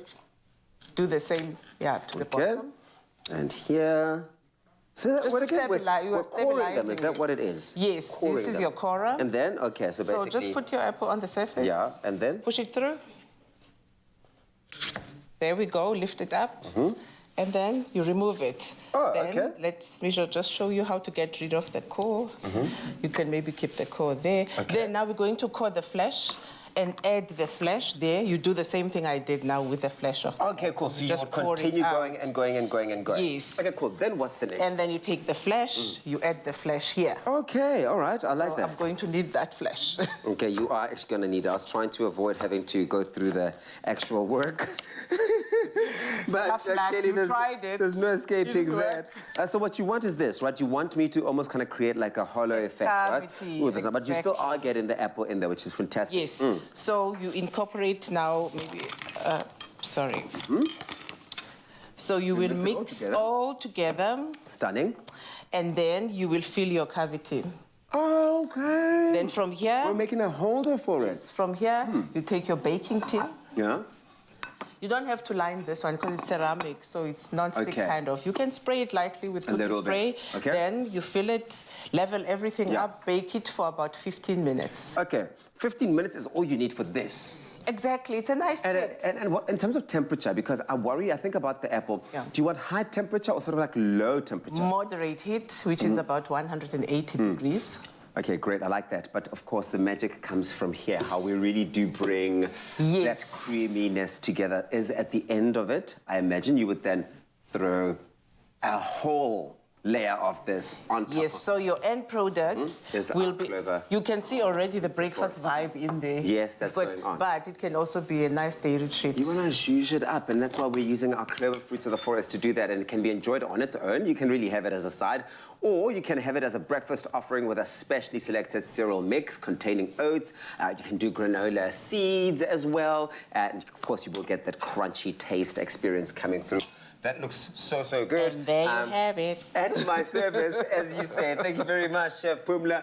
It's nothing but real fruit, real cereal, and real taste, and it really does look good in the bowl. It looks golden, it looks creamy, it looks like something that's going to hug your tummy. What did you call it? What else do you want? It's a tummy hug. It gives you a nice hug. I love it.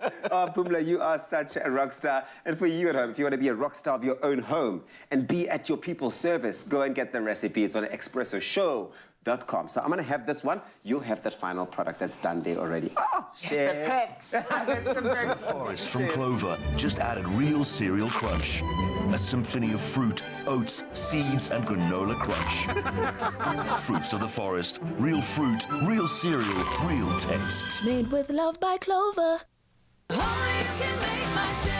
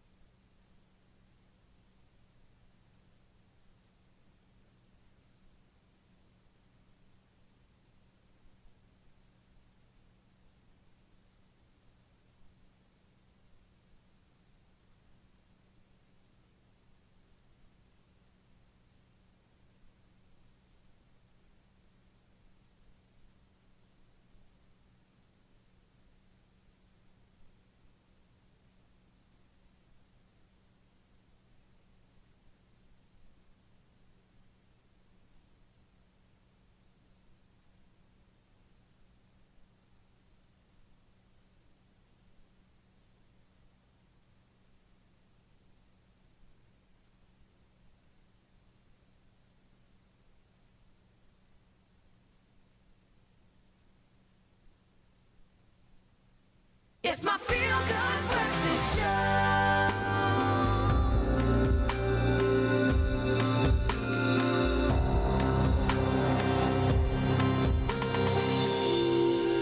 Yes, Mzansi, welcome back. It's part two of an incredible conversation and also a celebration of African Vaccination Week, which is taking place from the 24th to the 30th of April. And it's an incredible opportunity to underscore the importance of immunization in saving lives and encouraging families to vaccinate their children against deadly diseases. Now, we are joined once again by a trusted specialist and friend of the show, HIV and infectious disease expert, Dr. Emil Reed, as we continue to unpack this incredibly important topic. Doc, we were chatting about the basics. We were getting educated on vaccines generally, but maybe I can start playing some realistic scenarios, which I think will maybe help Mzansi in understanding more about the importance of this, and especially when it comes to the roles of vaccines, right? They played a lot in preventing deaths since they were initially developed, right? Now, an example is maybe how life would maybe possibly look in today's world without these vaccines. I mean, what sort of world would we actually be living in right now if vaccines didn't actually exist at all? Well, if one actually looked at what vaccines have done, they've made an enormous contribution to global health. They've already eradicated smallpox and also rinderpest, which is cattle plague. It's an infection that we find in cattle and animals, and those two infections have completely been eradicated. If one actually look at the global coverage of vaccination against many important infectious diseases of childhood, it's been enhanced from around about 1971, and also with the Global Alliance for Vaccination and Immunization in 2000.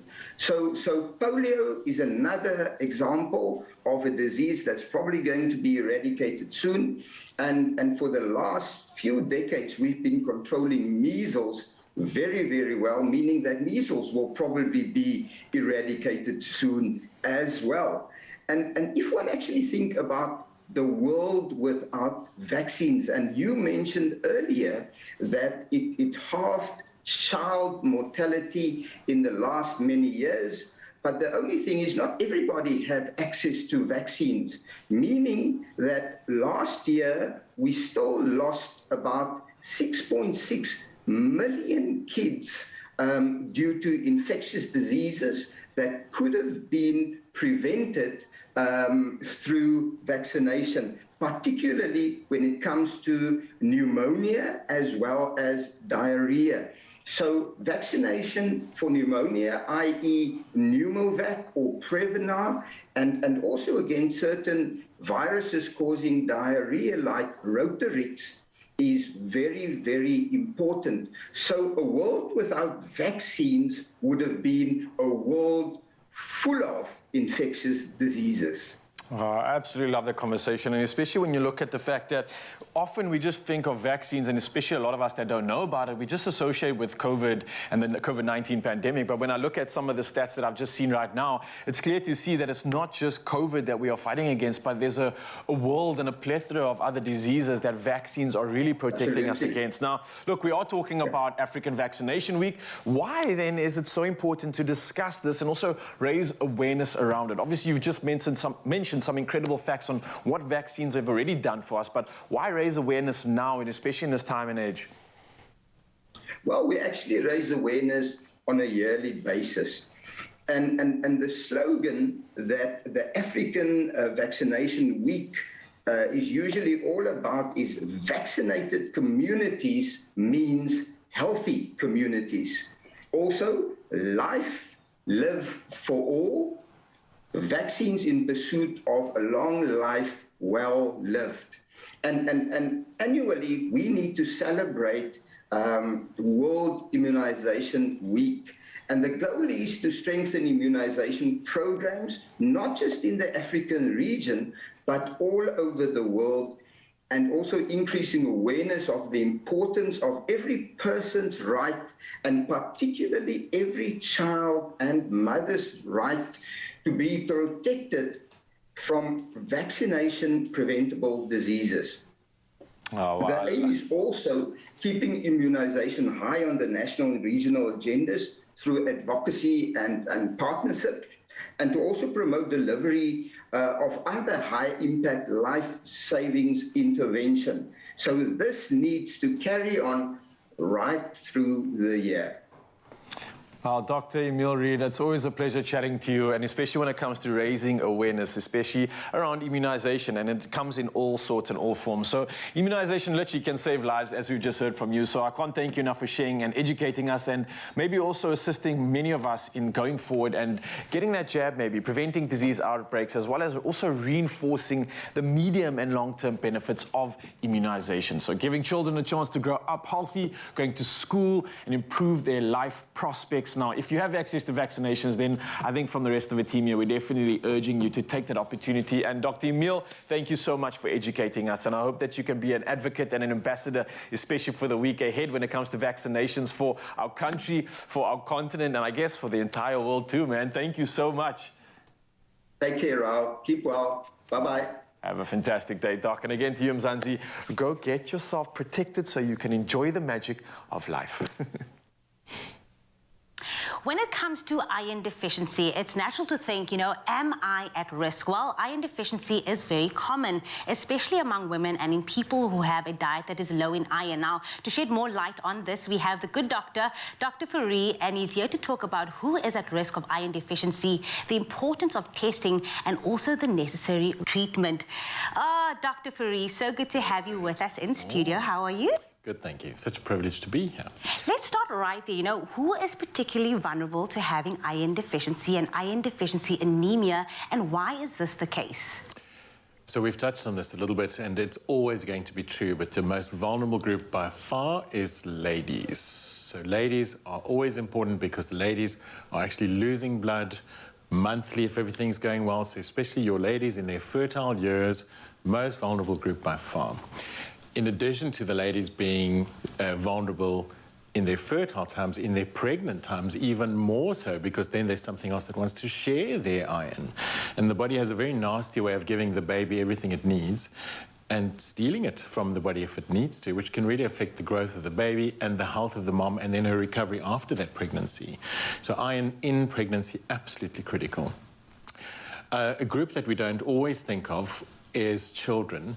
It's difficult to test, but we forget that children's diets are not always great. They tend to eat wheat-based diets, carbohydrate diets, sugar diets. They may take in a lot of dairy, which are really not good iron-containing foods. And so they become easily depleted if they're not eating the variety of vegetables that we all fight with our children to try to eat. Your other big group is your chronic ill patients, so people with diseases that they've had for years, skin diseases, emphysema, lung diseases, diabetes, very much these, your HIV, your immune-compromised patients. Their bodies really struggle to retain iron, absorb iron. So this is a hugely important group that we sometimes don't consider, is that they may be tired and we think, well, it's probably because of their sickness that they have, but it's actually an iron deficiency. Got it. Speaking about women, why do you think it's so important that we reinforce the message that women in South Africa needs to get their iron levels tested? I think it's just because it's such a common problem. You're talking about 1 in 2 women. So it's not that iron works differently in women or does anything differently in women. It's just that because women are so vulnerable, it's a common problem. And I think the other thing about it is it's so easy to fix. You're really going to have a hard time to fix it with your diet. So if your diet hasn't been adequate to supply iron up to this point, and we find that you've got low iron, it's going to be really hard for you to change your diet to the extent that you need to up those levels of iron back to normal. Easy to find, easy to treat. It's just like a no-brainer. You should do iron. There you go, ladies. It is so important to test for and then treat iron deficiency. So let's get to the treatment options. What are the treatment options available for iron deficiency, and how long does this treatment last? Yep, those are good questions. So a lot of people think maybe a month of an iron supplement will be enough to restore iron. Not good enough. For most people, by the time you have symptoms of iron deficiency, you probably need 2 to 3 months worth of iron supplements, and then it depends what the supplement is. So you have tablet forms and capsule forms, and you have therapeutic things, clinically proven things. You have over-the-counter supplements which are not necessarily proven. So iron is not just iron. Just because it says iron on the box doesn't mean that's what ends up in your body.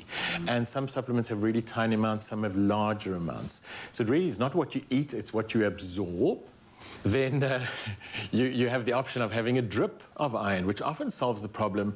Instead of a month or 3 of iron supplements in a tablet form or a capsule form or a chewable form, you actually can do an intravenous thing, which then 1 or 2 drips can actually replace all that iron in a matter of hours. So that's really a great way. Are there any side effects when it comes to taking too much iron supplements or iron in the body? So there certainly are. The oral form of supplement has given iron a very bad name. So in the past, we had a very basic form of iron, which was bound to a sulfate.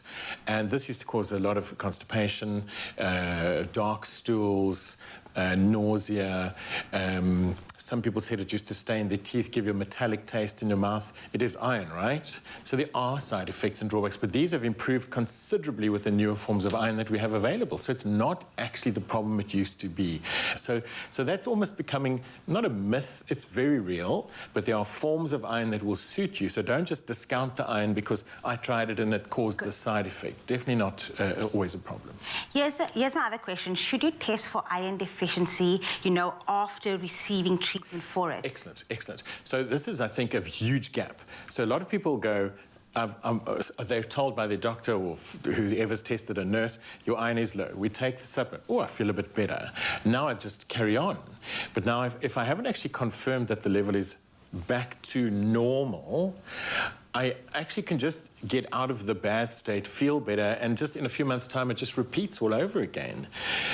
So we kind of prefer do the supplement for 2 or 3 months, retest it. After a drip, I'll test you again 6 weeks later and see where did we get to. Let's do another one until it's absolutely normal.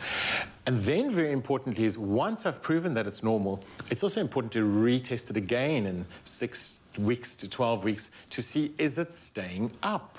Because I do want to know if it keeps dropping, that's not right. Where's it going? And so we have to investigate that. I think the main point here is that women, everybody vulnerable as well, children as well, should get tested. For everyone Here's the thing, everyone gets tired from time to time, but if you feel exhausted every single day, you may be suffering from fatigue, which is a symptom of iron deficiency. Now, if you are concerned about your symptoms, it's important that you find out with certainty whether iron deficiency is the reason by speaking to your doctor in order to work out what is causing your symptoms and how to treat it. 1 in 2 healthy South African women suffer from iron deficiency. Speak to your healthcare professional about getting tested and treated for iron deficiency. Brought to you by FerryMed.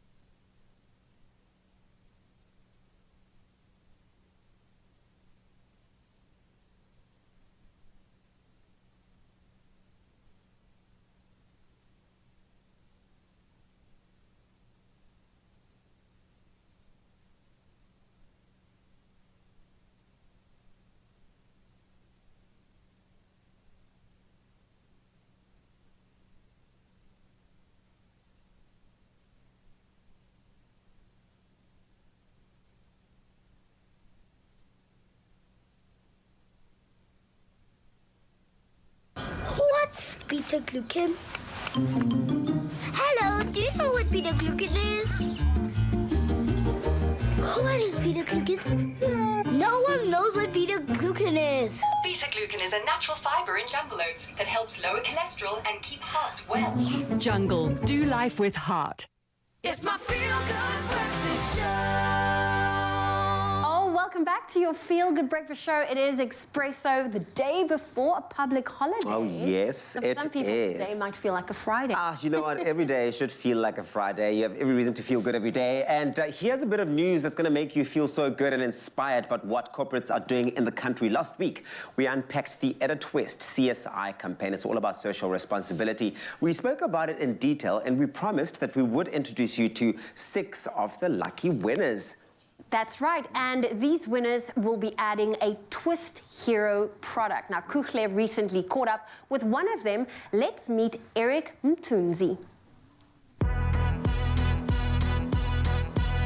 The Edit Twist campaign realized the devastating effects COVID-19 had on many South Africans. That's why the campaign further introduced the CSI Drive, where consumers were called to nominate a family or a member of their community who was most affected by the pandemic and who they felt was most deserving to be rewarded with a Add a Twist hamper, which consists of an array of Tiger Brands culinary products, as well as a 2,000 Rand cash prize to add an extra boost to help the winning family. It's time for us to meet one of the winners. Eric Mtunzi. Hi, Eric. Hello, how are you? I'm all good, thanks. How are you doing? I'm good. I see you're all smiles because we're here to celebrate you winning the Edit Twist hamper, right? Yes, I'm so happy. How has the Edit Twist hamper added value to your family's life and your meals? Edit Twist has really helped me because I received a lot of products. Now with Edit Twist value, we can cook a lot, make some changes in our dishes. So it really helped us. We are fresh from the Easter weekend. What was your favorite meal from this past weekend? My favorite meal for my Easter weekend was cooked baked beans with mayonnaise. Obviously, everybody likes that, and that's my favorite.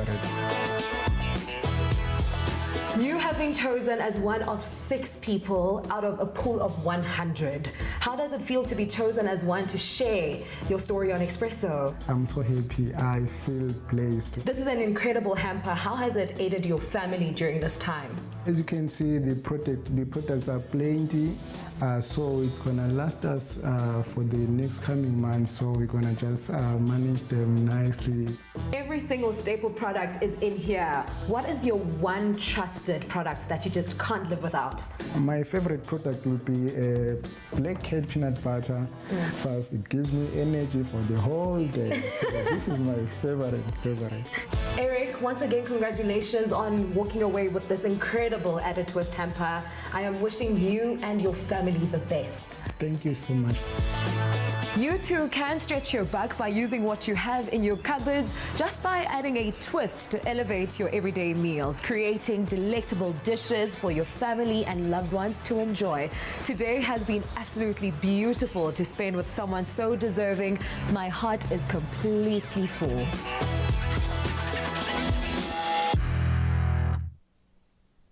Stunning work. Thank you very much, Kuhle Adams and Eric. Congratulations again. I love the fact that this has added so much to your cupboard and your pantry art at home. You really can continue to create those wonderful experiences for and with your family. And now, Black Cat peanut butter is Eric's favorite, but ours too. And, you know, the chef at your service, Pumla, she has a mouth-watering recipe to share with us today. Okay, I love that. It's all about energy, right? Now, energy boosting, high quality, those unique roasted peanut taste butter, power made with 90% peanuts, and of course the no added sugar and the salt range is what we are going to be talking about and taking a look at this morning. Welcome back. Again, at your service. Thank you. This is the power brain food. Okay. So, to do it, we are going down memory lane, childhood memories, peanut butter, jelly, butter into the pan. And when you say jelly, you mean that jelly As in jam. That jelly This is a favorite, like, across the world. It really is. And I was just saying to you now that you say it's, you know, every child's favorite, but I think that there are many adults too who certainly still go out of their way to get peanut butter and jam and make those sandwiches. And for me, I find that when I'm on the move, that is always my go-to. But because I've got a sweet tooth as well, I do like to add that jam element to it. Yes, so that's our sweetener and the jam. The peanut butter, you definitely want double the amount of butter. I always say that you always want to make sure that you are generous with it. There is no reason ever to hold back. And you know what I like about this peanut butter range? You also get, okay, this is the smooth. So you get smooth and you get crunchy. Yes, you know? Yes. Which ones do your kids prefer? What do you make for the kids when you are hosting kids? Well, kids, who's my kids? Like, well, let me do all of the shoes children. And handbags, does that count? All of your shoes and handbags? No, not so much, but I know that you are Auntie Pumla, I like the smooth. And the kids do enjoy having I like the peanut butter smooth, you know, like the smooth one with a bit of sugar. That's my favorite. Nice, stunning. So now we've got that creamy mixture. So once everything has melted and mingled, we go into the next phase, which is a dry ingredients. We've got oats here, flour. Great. And Sugar. can you use any flour? The usual flour, like your cake flour, wheat flour, Right, desiccated coconut. Oh, fantastic. Ooh, coconut. Your nice. raising like agent is bicarbonate of soda or bicarb of cook soda. Yeah. How good is your Afrikaans anyway? Very, very good these days. Baie goed. Ek praat baie pragtig Afrikaans. Okay, I like that. Once everything is incorporated, we mix now the two. So I want to just see the consistency, yes, because I wanted to find out, because you don't want it being too thick, ne? Because in order for it to be able to mix, you do want it to be quite liquid at the same time. So the whole aim of that is not to thicken it, but more for it to marry, for the ingredients to marry. Yes, the butter to melt, the jam to melt, and the peanut butter to melt. All right. So you mix the two. In it goes. This is another belly hugger. Or tummy hugger, if you may. I like those. Because peanut butter, it's got that. It's got that thing with each bite. You know, with each bite, you want more. You want more and more. Yeah, it's like eat me. You know you want to eat me. You know you should.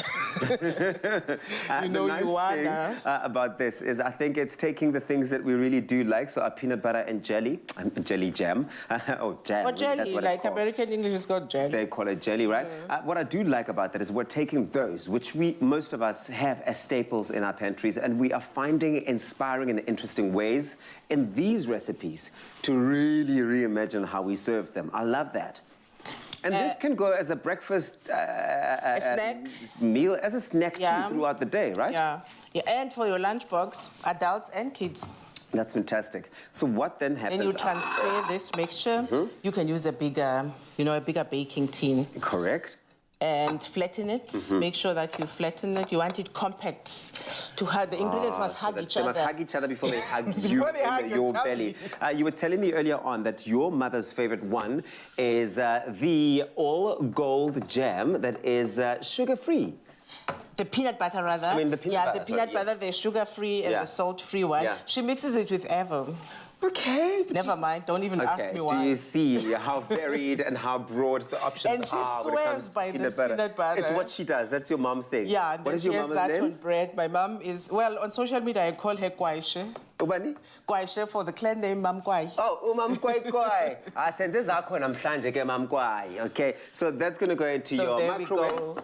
I mean, You microwave, take that rather, or into your your preheated oven at 180 degrees. For how long? Yeah, 30 to 45 minutes. Okay, not a complicated if one. your layer is thin, then maybe 15 Then, of course, but you'll keep checking it. And that's what it looks like. I want to go until it's crunchy. Walk on top. right over to show the people what it should look like when it's done. I'm sorry, this is saying to me, eat me, you know you want as to. well eat You too. might also. It's asking you to eat it. I do love it. Please do go on expressoshow.com if you want the recipe. You will find all of the ingredients there, as well as a step-by-step guide on how to bring this recipe to life. Now, from PBJ Samis to PBJ Crunchies. Cheers. Cheers. Adding a twist to your recipe has never been so easy. Get your hands on it, expressoshow.com. Pumla, I love you. Thank you for this. I love you. But you love this more.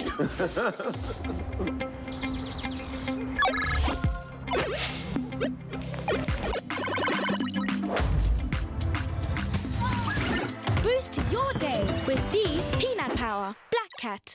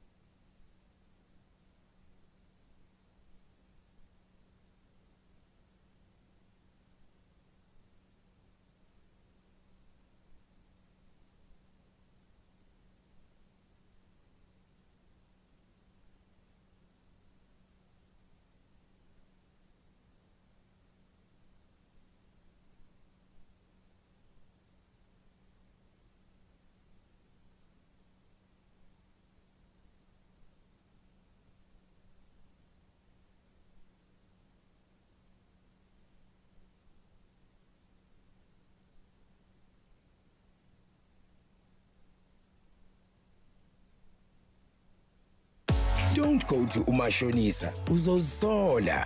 Do you want a bank that takes your money or a bank that takes your money choices seriously? Join Nedbank today. It's my feel-good breakfast show. It is your Feel Good Breakfast Show indeed. Welcome back. This is Expresso on S3. Now, if you've missed his first performance, you are in luck because he is here to perform again for you. Keenan Extien is back on stage for his second performance, and this one is called Lovin' 2. Take it away.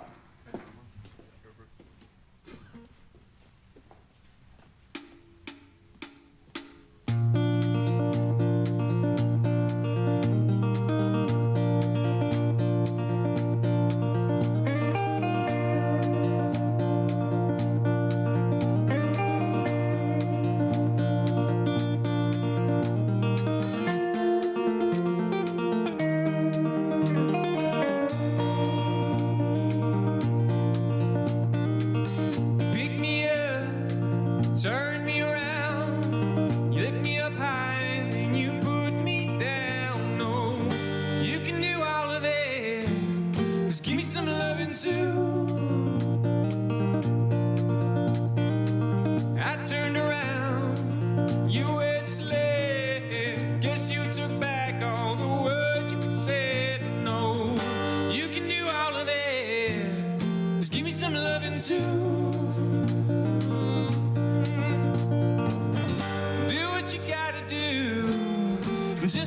loving too. Oh, why do you pick me up just to put me down? Spinning in circles, never come around. Left me today, tomorrow back in town. No, I put up with all of it, whatever I gotta do.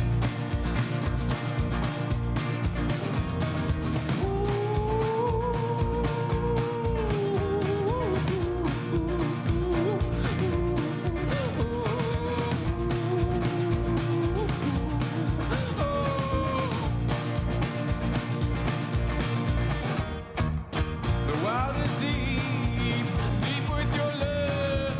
But baby snake lady's been talking enough, taking her love away for yet another day. This is the time, this is the way. Looked in the mirror, the devil said, no, karma's catching up. This is how you'll pay.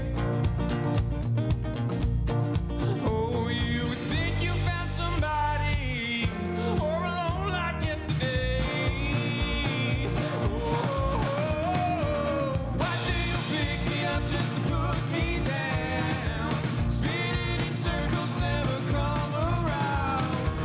Left me today, tomorrow back in town. No, I put up with all of it, whatever I gotta do. Oh, is it my own fault that you bring me down? Blinded by you, the devil's running around. Thought that I had you, I was safe and sound. She said life is catching up, couldn't have it my own way. She said this is love for you now, this is how you'll have to pay. So I do what I have to do, just for some loving too.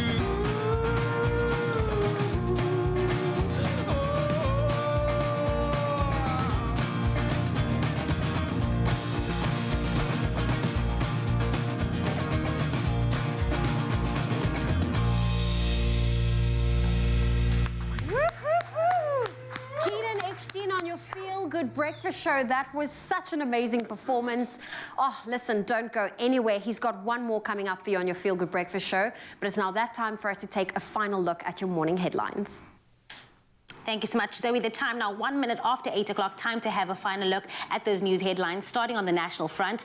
Now, 2 rangers aged 56 and 60 have been arrested on charges related to fraud, money laundering and corruption. This has been a result of ongoing investigations led by the Hawks with support from the Skukuza Stock Theft and Endangered Species Unit. South African National Park said the arrests form part of an external investigation. Hawks spokesperson, Warrant Officer Bonnie Nkumalo, said the arrest follows a comprehensive investigation which included their financial affairs. It's alleged these suspects provided tactical information to rhino poaching syndicates in exchange for large sums of money. Then a technical team of the United Nations in South Africa has arrived in KZN as part of a 3-day visit to the flood-ravaged province. The team, comprising members from various UN agencies, will meet with KZN officials to assess whether UN could lend a helping hand. The preliminary cost estimate of the damage after the recent floods is 17 billion rand. A provincial government spokesman, Lennox Mabaso, said they were currently still focusing on first-line assistance to victims and also providing support to families who need to bury their loved ones. Then looking to news on the international front, ministers from various African countries say the spike in prices of imported goods is starting to affect the quality of life for many of their citizens, in addition to the effects of the global COVID-19 pandemic on these countries. Now, the African finance ministers met on the sidelines of the IMF World Bank spring meetings in New York, which ended over the weekend. Finance ministers from Gambia, Tanzania, Malawi, and Liberia said they were feeling the impact of the Russia-Ukraine conflict on inflation in their countries. Then the board of Twitter has agreed to a $44 billion takeover offer from the South African-born billionaire Elon Musk. Musk said Twitter had tremendous potential that he plans to unlock.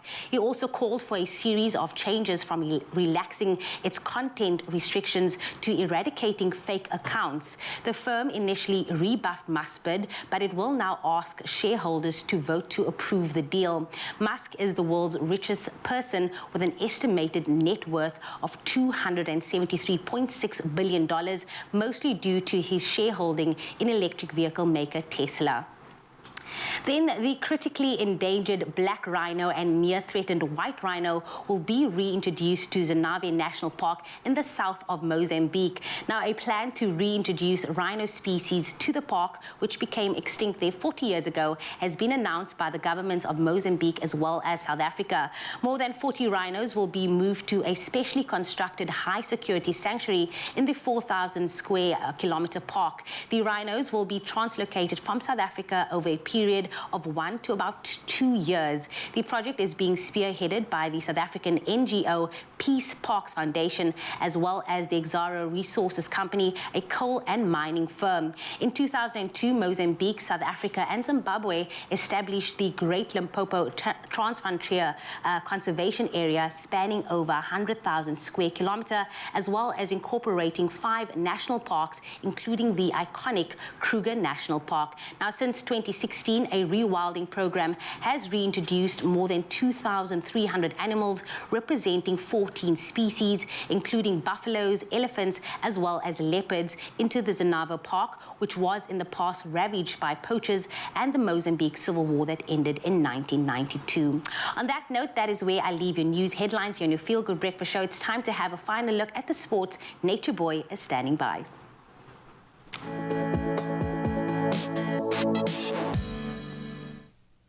Thank you so much, JB. Now for our final look at the sport and what action we had when it comes to rugby last night. Scrum half Bernard van der Linde scored a try at the death as UP Tuks edged Marties 29-23 in a dramatic final staged in Stellenbosch. Now this title victory equals the most number of Varsity Cup trophies won by a side, and Marties and Tuks have now each won the competition 5 times in total. Now the visitors conceded 11 penalties in the first half alone as the host went to break with a 20-10 lead. Now the Pretoria side fought back in the second half with 2 tries from Kabelo Makwena before the decisive move of the match came when Stefan Kutsia launched an audacious attack from within his own half and beat several defenders.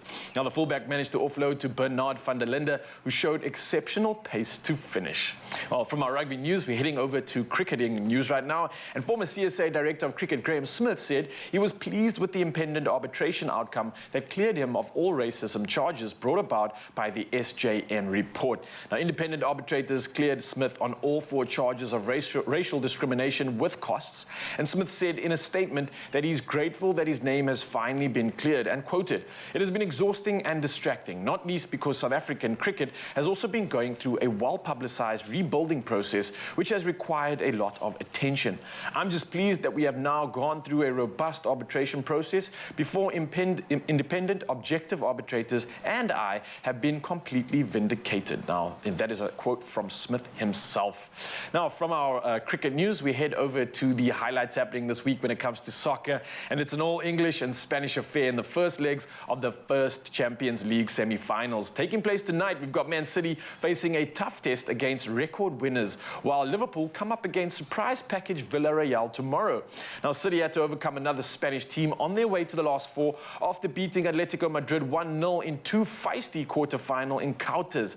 Karim Benzema was the star of the show for Real Madrid in their quarterfinals, netting a hat-trick in the first leg before scoring the winner in the second as Madrid came and overcame Chelsea 5-4 on aggregate. Tomorrow, Liverpool play Villarreal after the Reds eased past Benfica 6-4 on aggregate in the last round, while the Yellow Submarine shocked Bayern Munich 2-1 over the 2 legs.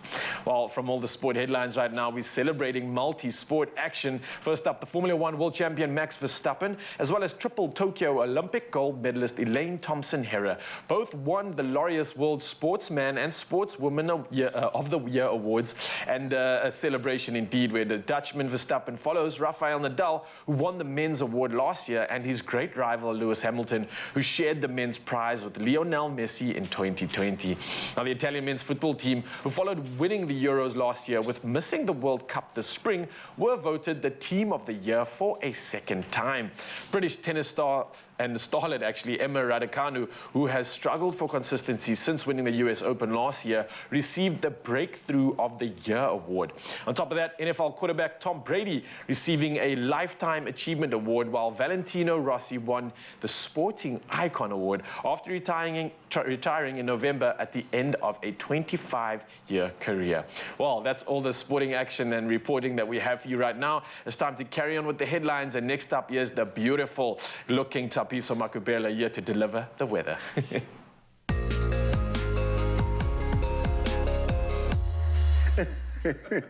Oh, thank you very much, Riley Buns. Time for us to take a final look at your weather. We start here. Community leaders in Nyani, outside of Musina and Limpopo province, are concerned about the continued illegal cutting down of mopani trees. It's one of Limpopo's biodiversity hotspots, and the trees have been preserved there for many years. However, some community members continue to fell them as their livelihood depends on selling the firewood. The mopani tree is host to the famous mopani worm, my favorite delicacy, consumed as a treat across the globe and also used for some traditional African dishes. Mopani worms, we know that they are an economic lifeline for many people unemployed in that area.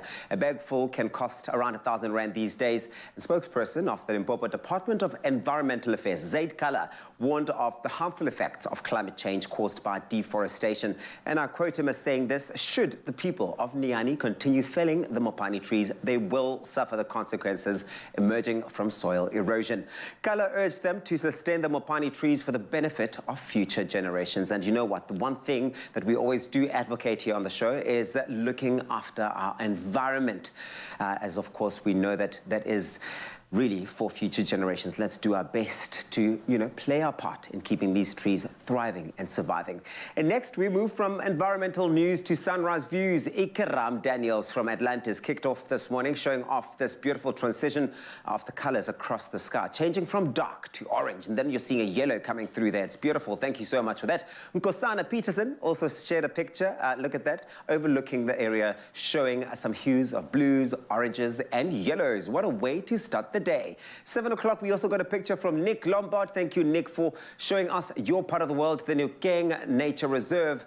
This beautiful picture comes through. We see the sun beginning to peek up from behind the trees. It's casting that lovely lens flare that we love to see. I love those pictures that you sent through, Nick. Geraldine Flatwell from Simonstown, a favorite here as well, was, watching the day begin over her area as she captured this soft-hued shot of the day beginning, showing off a glow in the distance. I love it. Thank you so much for those pictures.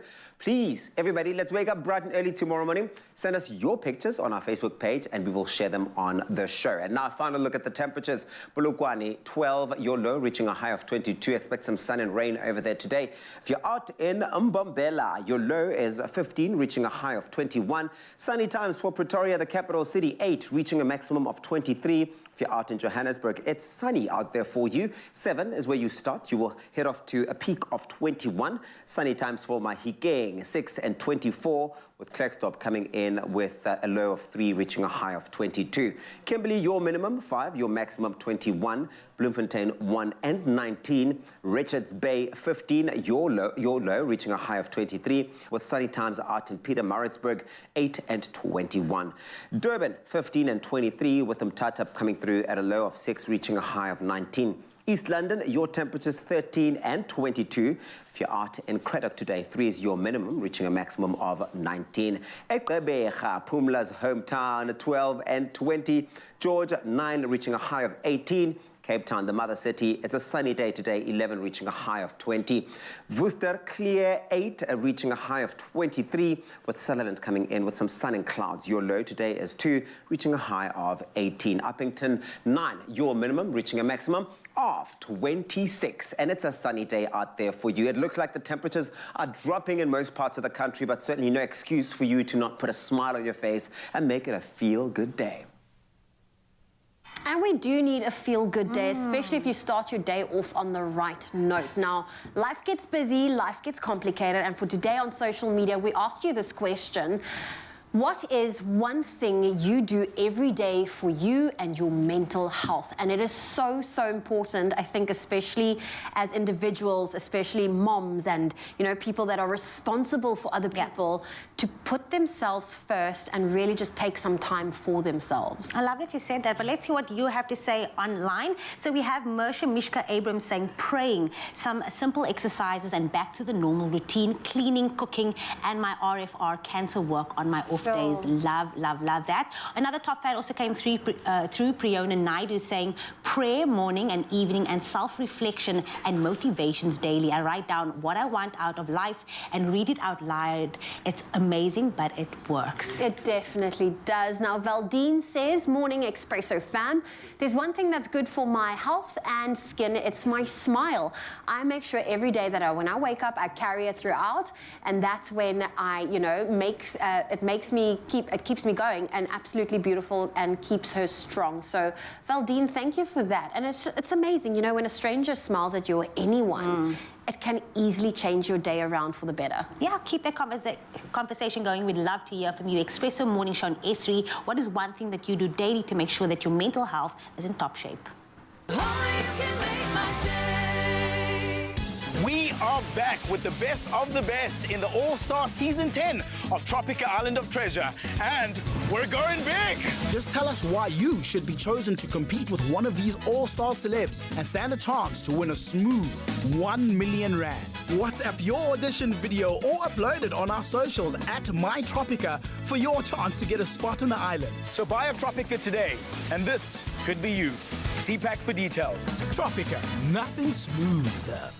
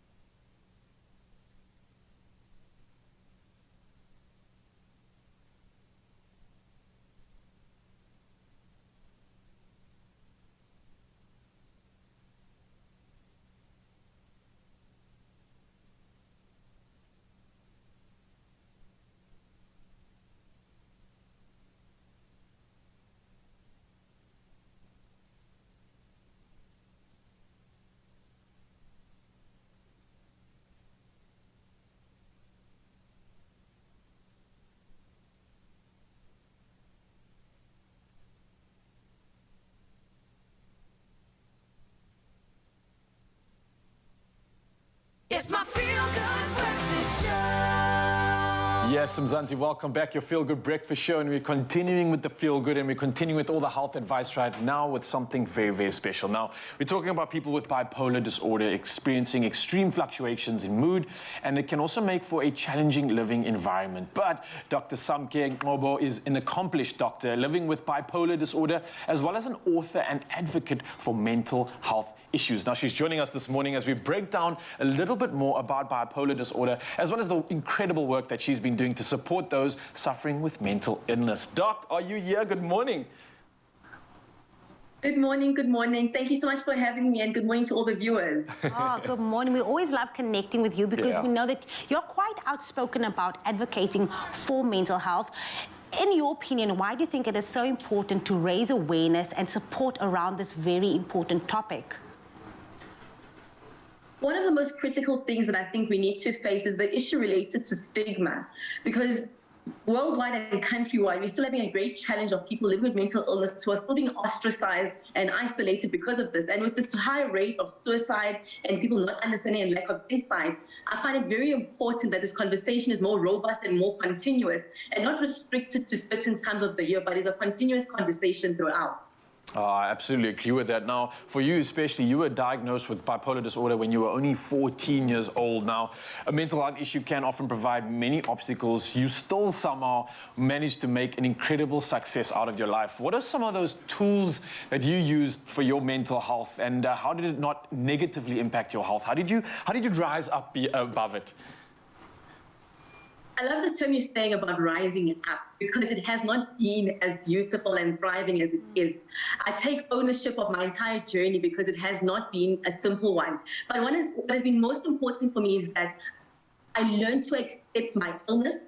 I learned to make peace with it. And once I developed insight, which was through the help of my psychiatrist and my psychologist, it was a multidisciplinary team intervention that assisted me in supporting me and the love and support of my family. When I got to a point where I befriended my illness, and then I'm thriving because of the interventions and taking treatment for my illness, because it is a lifelong illness. I love that you said that it is a lifelong thing, but a lot of people don't know that they have bipolar disorder. They don't know that they're suffering from depression and anxiety. Maybe you can tell us a few signs or maybe symptoms that parents or people may notice if they suspect that they have bipolar disorder. So bipolar disorder is a mental illness, which is a type of a mood disorder. What separates it from depression is the fact that bipolar disorder has manic symptoms. So there's bipolar 1 and bipolar 2. But what makes it different is the fact that there's mania, where there's increased goal-directed activity, increased more pacing around, increased energy, a decreased need for sleep, and at times they'll be engaged in high-risk behavior that's not in the usual. So it's very important to note behavior changes and a change in thought processes as well, as there can be increased thought speed as well as a result of the symptoms of mania. Jesus, quite a dramatic effect on you if you didn't actually realize what you had. But listen, earlier we were speaking about some of the tools you had, and you mentioned the support system and the family. But when it comes to the treatment methods and skills people can adopt, what are those when it comes to bipolar? When it comes to bipolar disorder and every other mental illness, it's critical to realize that you cannot just simply treat it at home. It's a multidisciplinary team approach, and it's important for me to highlight that and for people to realize that as much as I can exercise, as much as I can take a walk in the park and do other things, I still need the intervention of professionals, namely a psychologist, a psychiatrist, and when I needed it, I needed an occupational therapist. I take medication, and that's through the specialty of my psychiatrist, because they're the ones that help balance the chemicals in my body, and it's been sort of working out what is best for me. And also the intervention of a psychologist as well, where I get psychotherapy in order to speak about my journey related to my mental illness. And most importantly as well, the support of my loved ones has been critical in my journey.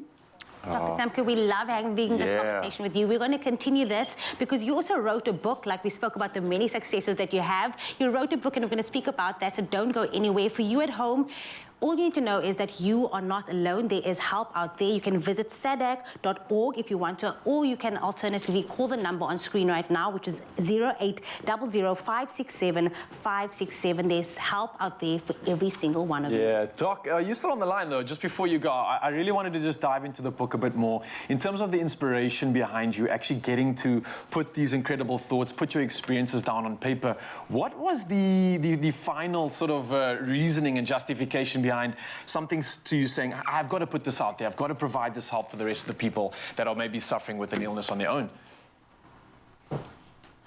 One of the things that inspired me, after I experienced a public bipolar episode, and that was crippling, and it brought me to my knees. And with the feelings I had, I felt that it's so important for people who live with mental illness to realize that we are together in this journey. I felt that there's such a need for connection and community, and I wanted to put my pain on paper and to process. It was cathartic for me to write this, and I wanted to validate my own journey. There's nothing more powerful than self-advocacy, and there's nothing more powerful than self-activism, because if we speak from our own perspective as people living with mental illness, I feel that the narrative related to mental illness will move forward at a faster rate. Oh, and just the fact that you are speaking so positively, you literally are inspiring, and that adds to that power. I mean, you're an advocate for all those that are going through these challenges right now, and it's just incredible to see you. Your energy is so rife, it's so powerful. I can feel it from across the screen here. It's almost like you're with us in real life. So thank you once again from Jamie and I and the rest, I think, of Mzansi, just for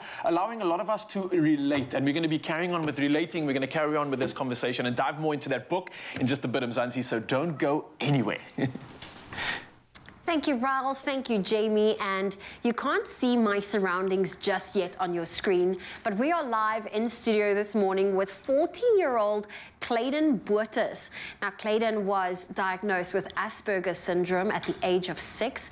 Asperger's syndrome is a developmental disorder that affects your ability to effectively communicate and socialize. Now, this syndrome falls within the autism spectrum. And now, what's so special about this talented young man, you might be wondering, well, despite his diagnosis, he produces the most insane designs. And he is here today in studio to talk a little bit more to us about this. And it's all about Clayton's designs alongside his mom, Antoinette, that's joining us in studio. I'm looking at these pieces and all I'm thinking is, wow. Welcome to Expresso, first and foremost. Clayton, when you see these pieces, doesn't it make you feel proud? Honestly, it makes me very proud of how much I've accomplished with my art pieces and how much I've improved off of them, because these art pieces are old, but I'm very proud of how much I improved over the time I've been drawing. And this is incredible. I mean, I'm looking at your pieces right now. They are on our screens. What inspired you? Where did your love, let's start there. Where did your love for art begin? Honestly, when I first started off drawing, I got my inspiration from other people and how they do their artworks, and I really got inspired by other artists drawing, and I started off doing doodling, but now I mostly get my inspiration from how I feel and what environment I'm in. Okay. So now talk to me through, for example, what inspired this piece that's here in front of us, in front of the coffee table? What environment did you find yourself in there? Honestly, I wanted to do those artworks for exhibition, but they didn't end up happening, but I'm still really proud of these artworks. This one of the sugar skull was based off Dia de los Muertos. Okay. Yeah, on that holiday, and I wanted to do something really nice because I haven't done a sugar skull before. That is incredible. And I love the vibrant colors you use, and you do all of this under Clayton's designs. Yes. And you also not only produce these beautiful canvas pieces of art, but also some clothing. Yes. When did you decide, okay, we're going to go from the art to the clothing, or was it from the clothing to the art? Honestly, I think my mom should talk more about that. Oh, Mom, it's so nice that you're here. Aren't you just proud of your son? I'm so proud of him. I'm so proud of him. What's the growth been like since he's really tapped into the artistic side? It started with T-shirts. Out of desperation to make some money. I lost my job, COVID started, and we were sitting one day and we had to come up with some idea to generate money. Yeah. And we started printing T-shirts, and from the T-shirts it went to canvases, and the clothing line, then we did duvets. So the clothing line, we just relocated from KwaZulu-Natal 2 months ago. And the clothing line started 2 months ago, where I started doing, we started doing the pants, and we did hoodies, we did bomber jackets. Last night, in fact, I designed plockies and tackies, and so, you know, it just escalated into this clothing line that, we're trying to establish now. And this is amazing, because I know you must be super proud. Clayton won a competition for designing a label for Marmite. Yes. You know what was that experience like for you, to be able, for the both of you actually, to be part of that competition? When my mom showed me the competition, when I entered, I was busy just doing a doodle on the label, and it's been a really long time since I'd done the competition and won it, but I was really happy that I won the competition. It was the first time I ever won any competition, artwork competition. That's amazing. That's amazing. And for you to see him being recognized for his artistic side and not for, you know, everything else that people, you know, in society, there's always a label attached to individuals. Absolutely. You know, the one thing we're very strong, we try to advocate and try to show the people out there is that stop labeling autistic people, because what I've found is the moment people hear autism, they immediately put this label on you. Yeah. And Clayton is such an absolute fantastic example of how dedication, support, and forget about what they can't do and concentrate on what they can do. So I'm so proud that Clayton managed to take, I don't like the word disability, his different abilities, and got so far with it. And it's beautiful that art is the medium that you're choosing to use and share with the world. Now, how can people support you? How can we get our hands on these fantastic pieces that Clayton Designs is designing and selling and printing and rocking right now? Where can we buy your art? So on Facebook, most of my orders come from Facebook. We try to get us a website up and running. And so on Facebook, he's got a Facebook page, Clayton's Designs. Then there's Clayton's Designs Shop. We're on Instagram. Or they can WhatsApp me or phone me or email me. Well, I would definitely say best place is go to Facebook, and I'm sure all of your details are there. And please follow Clayton's Designs. We're almost at 10,000 followers. Amazing. You can follow him at Clayton Designs. That's on Instagram, Facebook. Please go and support. This is so beautiful, and this is such a cool journey. And I feel like, if you don't mind, Clayton, can I ask you to stand up? I feel like you need to show off these really cool pants that you designed yourself. Sure. Talk me through what I'm seeing here right now, because you love to doodle, and I'm fascinated with doodles. I'm seeing, is that pop, P-O-P? Yes, popcorn. Popcorn, there we, oh, I see it now. There's the little bucket and the popcorn. Yes. This is incredible. Thank you. And over there, what have we got over there? Oh, it's just an octopus right over here. Oh, there we go. That is amazing. Clayton, thank you so much for joining us today. You're welcome. Mom Antoinette, Thank you so much for having thank you for us. having us. And if you want to love and support them, please do go and follow them in Mzansi. You can find Clayton's Designs at Clayton Designs on Facebook and Instagram. And please be sure to support them. If you see them around Cape Town, please also be sure to make them feel at home, as they are newly Cape Townians.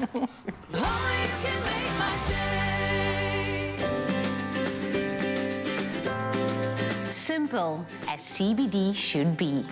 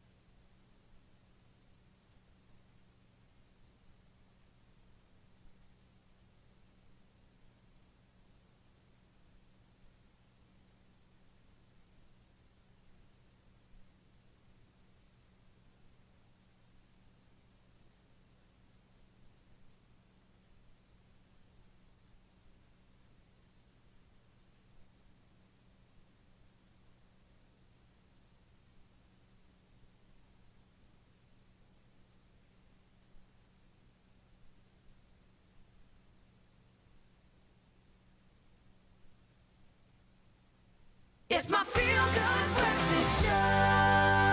Welcome back. You are just in time, because we are still discussing mental health and also the importance of really just finding the right support network if you do suffer from mental illness. And this morning we have had the pleasure of chatting with Dr. Samke Nkobo, an accomplished doctor living with bipolar disorder, as well as an author, as well as an advocate for mental health issues. The CV goes on and on. We're so glad that you're still with us this morning, Doctor.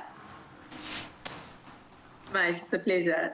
Doc, you're still there now. Doc, I think Jamie and I are still bubbling and beaming from your inspiration of our talk earlier, and we were definitely getting into touch with the book that you just released.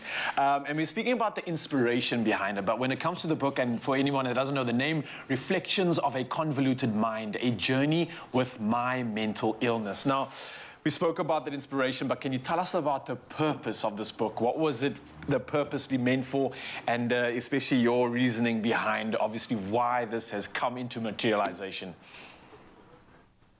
The primary purpose was to humanize the journey of somebody living with a mental illness. I feel that, on Google you can find out what is mental illness and read about it, but what is it like as somebody living with a mental illness? What is the internal world of somebody living with a mental illness? So I wanted to hold hands with people who share in my journey, to say to them, I'm living with an illness. This is how it feels. This is what it looks like for people who wish to understand. So the primary reason was to just make people understand the journey of somebody living with a mental illness, and to connect with people who are struggling with mental health issues as well, to know that they are not alone. And that's one of the primary reasons why I decided to just put pen to paper. And it was my first offering my vulnerability of discussing my illness in public, because before I went on these platforms, the book was that primary space that I had made myself vulnerable to sharing that journey. You just keep on inspiring all of us. We are smiling just hearing your story. But as a busy doctor and an author, you've also managed to launch Sisters for Mental Health. Please tell us a bit more about this initiative. Sisters for Mental Health is still very infantile, but the reason behind it is related to connection. The purpose of it is to bring people together, because one of the biggest challenges we're living, especially with COVID-19 and what we experienced, the isolation that we had, is we need to connect, we need to band together. So right now I'm still active on social media, on our Instagram page, but also we're meeting, especially next week, for example, we're meeting with the other ladies, where we're going to be talking, having speakers who have lived with mental illness, some specialists who discuss and educate us. So it's a platform to psycho-educate and to connect with other people who want to learn more about mental health issues. Oh, Doc, absolutely love it. And I think everybody out there is definitely wanting to learn more, and should, with that being said. Now, look, you have an incredible aura and energy about you. I mean, you're just speaking about the fact that you are not alone, and your book adds to that sentiment, and you allow people to resonate with you. But what other message would you maybe like to leave with any viewer out there that might be dealing with a mental health diagnosis?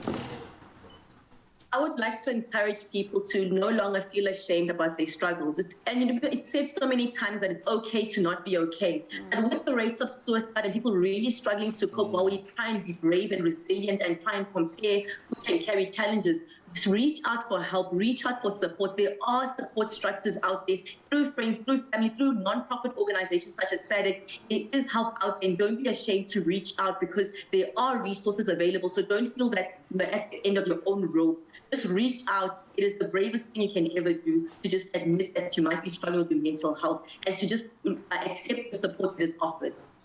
Oh, Dr. absolutely love Sampe, it. thank you so much for not only sharing your story and your successes, but also now inspiring everyone out there that says, you know what, I have a disorder, I have a mental health issue, but here I am, fighting beyond that and sharing my story with the rest of them. Thank you for your time this morning as well. As always, it's a pleasure connecting with you. You are an inspiring human being, and we always feel so fulfilled when we speak to you. So thank you so much. Thank you so much. You're most welcome. All right, and for you, Mzansi, don't forget you can find that helpline right now on your screens, as well as the website if you are dealing or suffering with anything and do need help. And finding the right support network plays a vital role in living a full life while managing your mental health. And it's important to know you are not alone. And if you need help, then you can reach out to the South African Depression and Anxiety Group. That is SADC.org, or you can call 0800 567 567. Fact. Did you know that those citrus aromas, they help curb stress? Did you know that? I bet you didn't. Didn't you know that vitamin C is good for your body? Now you will know. We'll see now. Yes, bring the family. 100%. Your cousin's coming over. Get the crush and I'll get the ice. The whole family. More Crush Milk, 100% refreshing, 100% goodness. Made with love by Clover. Oh, we're about to learn. If you did know already, well, that's fantastic. Let's reiterate. But now, if the perfect refreshment for all of life's best moments existed, it would really be a 100% crush. And you'll know why. With a range of delicious flavors to choose from, you are guaranteed 100% goodness in every sip. And that's why I love it so much. Chef Pumla is here to share one of her best kept secrets. It's an unconventional orange juice scone. Yeah, Chef, you have to tell us all about this one. This you have to bring me in the loop with and for and about. So I thought I'll do things differently. Going into the winter, you want that vitamin C. Yes. So we've got more than that in the Clover Crush. We've got vitamin A, C, E, Loaded with vitamins. All the nutrients, and then of course the key one, which is vitamin C that we're talking about, is coming through as well. Beautiful. Yes, so what we're doing, we are incorporating the goodness and the freshness taste of the clover crush into our scones. Okay, great. Here we've got dry ingredients. So we've got your flour, you've got your raising agent, baking powder, you've got your sugar. All those nice things. Do you mind if I just use some of your clover crush just to refresh us? Yes, in why the not? meantime, yeah? So we've mixed our dried ingredients there. We incorporate our butter. Nice. And what you want is a breadcrumb consistency. Okay. So you will mix those, and then you add your eggs into the mixture. What ratios do you typically work with in terms of adding your eggs? Because sometimes people can add too much egg. And sometimes too little egg. When do you know when you make your mix? Most scones recipe usually use 2 eggs, large. The size is large. So we've got our amasi there. Nice, going in. For more tang. Of course, this is for you. And we've got our orange essence. You can also use lemon essence. Oh, okay. Do you want me to help you open this so you can get your clover crush in there? Yes. Or maybe I should do that. I should have pouring rights. I have pouring rights today. I'll help you. I'll do that for you. Okay, that's great. Okay, cool. So you're mixing all of that up. I do like that you are incorporating your clover crush at this stage of it already, because that really is how you get it into the recipe, and not just have it as a juice on the side. So the best way, of course, is to use your hands. Okay, let's go here. The best tool in the kitchen. Your hands are always the best tool in the kitchen. And please don't be shy. Yes, go all in with your hands. Go all in. Get your hands dirty. Now, let me tell you this. Without a doubt, you will get 100% tasty, refreshing goodness in every sip. Like, look at this. 20%. 60%. 80%. 100%. There we go, goodness. It's a good dose of vitamins A, C, and E.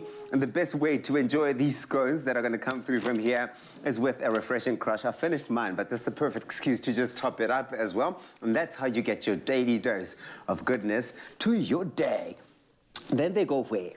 We're done. Done? So what we do, we lightly flour our surface. Then we roll them out. Okay, that's the normal stuff that everybody knows. The normal stuff. Yeah. That's the size you want. You can make them bigger. Yeah, please. From there, you bake them, 220 or 200 degrees. Bake them for like 15 minutes. And then the fun part comes. I say you can make them bigger, or you can make a lot of them. Then you go in with the chantilly cream. Get that in there. So there's always controversy which one to start with, jam or cream. And how do start you? With jam. I'll go with the way that you start. Because, I mean, for me, it's like it all mixes up anyway when you bite it, right? Yeah. It comes, you know, it brings this harmony, nice harmony of the flavors. Nice. Then with cream. Then more cream. Okay. More cream. Perfect. And then do you want to do one for yourself as well while I tell you how of course. This harmony is sounding and tasting and feeling like, okay, well, this is what you do. You just sing. For presentation purposes, you don't have to close them. So you can just serve them. I'll show you now. Something like that. To expose all the nice colors. Because you want everybody to see that.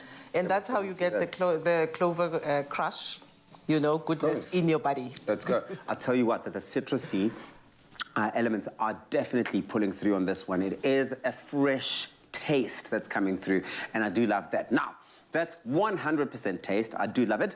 Get your hands on this recipe, go on expressoshow.com, and if you need to see how this comes together, here's a quick recap. Injani, nice, ne? Duh. Duh! At your service, baby.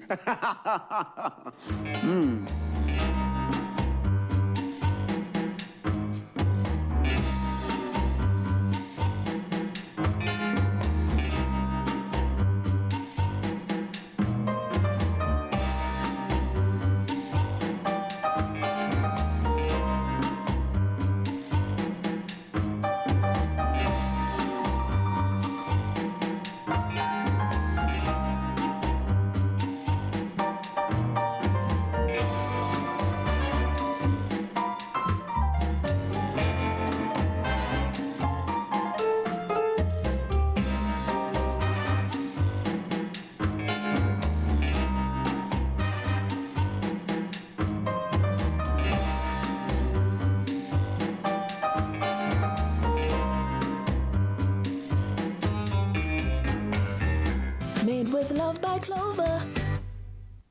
Only you can make my day.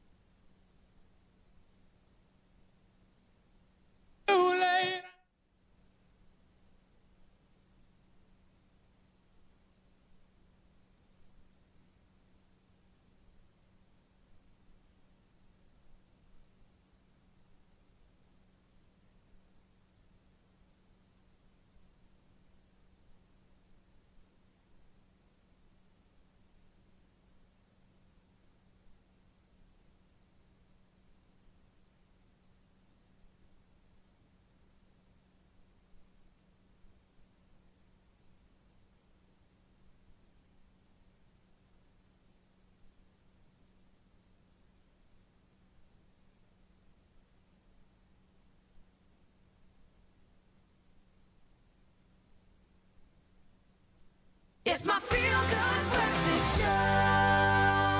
Back to your Feel Good Breakfast Show, and we just have a few minutes left. If you've missed our conversation earlier, do not worry. Clayton Designs, the boy behind it is Clayton Boertes, and his mom Antoinette is here with us in studio, and he is a phenomenal artist, and he has done all of these incredible designs that you see on your screen right now, and he's here with his tablet to do a little bit of a demo for us.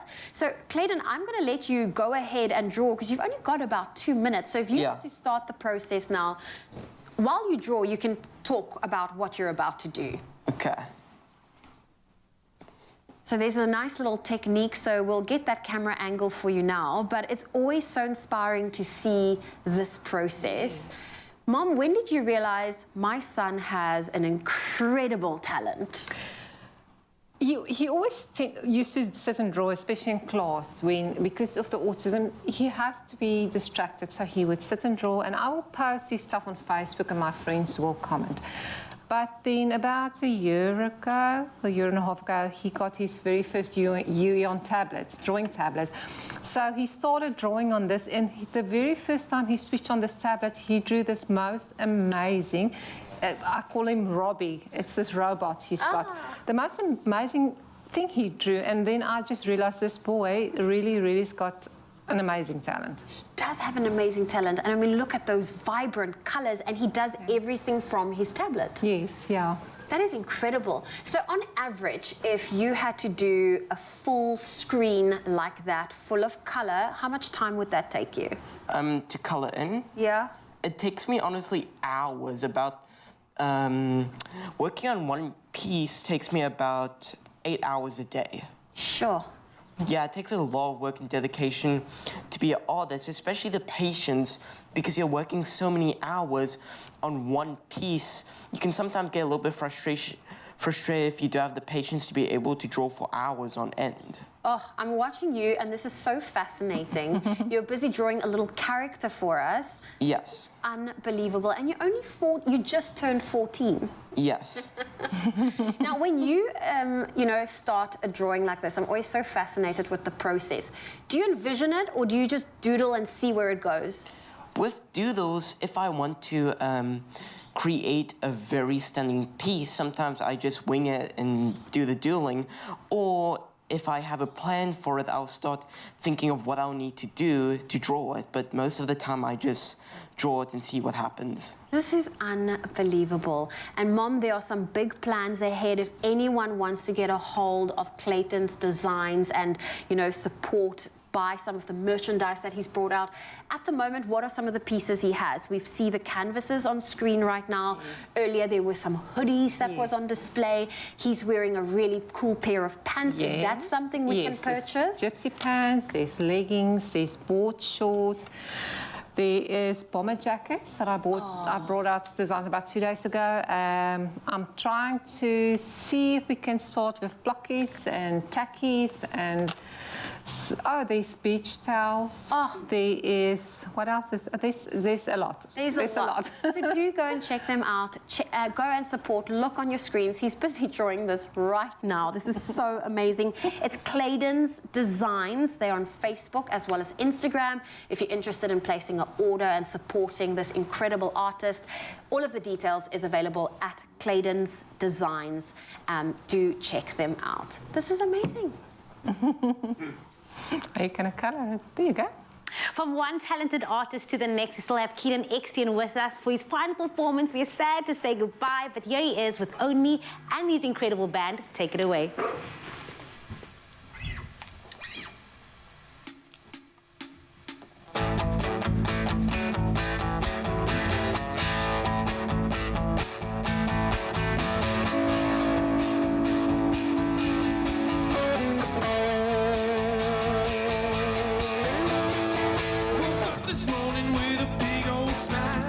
Something that ain't happened in a whole damn while. 'Cause you own me,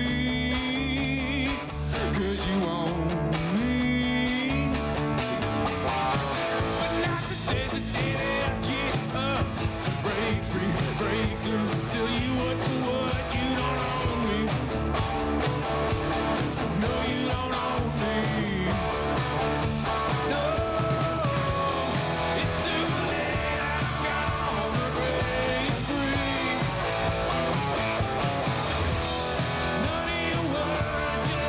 Can save me anymore. All this time I spent under your thumb. No more of this, I'm gone. I'm on the run. For far too long it's been just you and you. But what about me and what you putting me through when you own me? Oh, when you own me. But honey, sweet love of mine, you know this ain't right, and I realize you're gonna be lonely when you wake up someday and you realize that you don't own me. It's too late, I'm gone.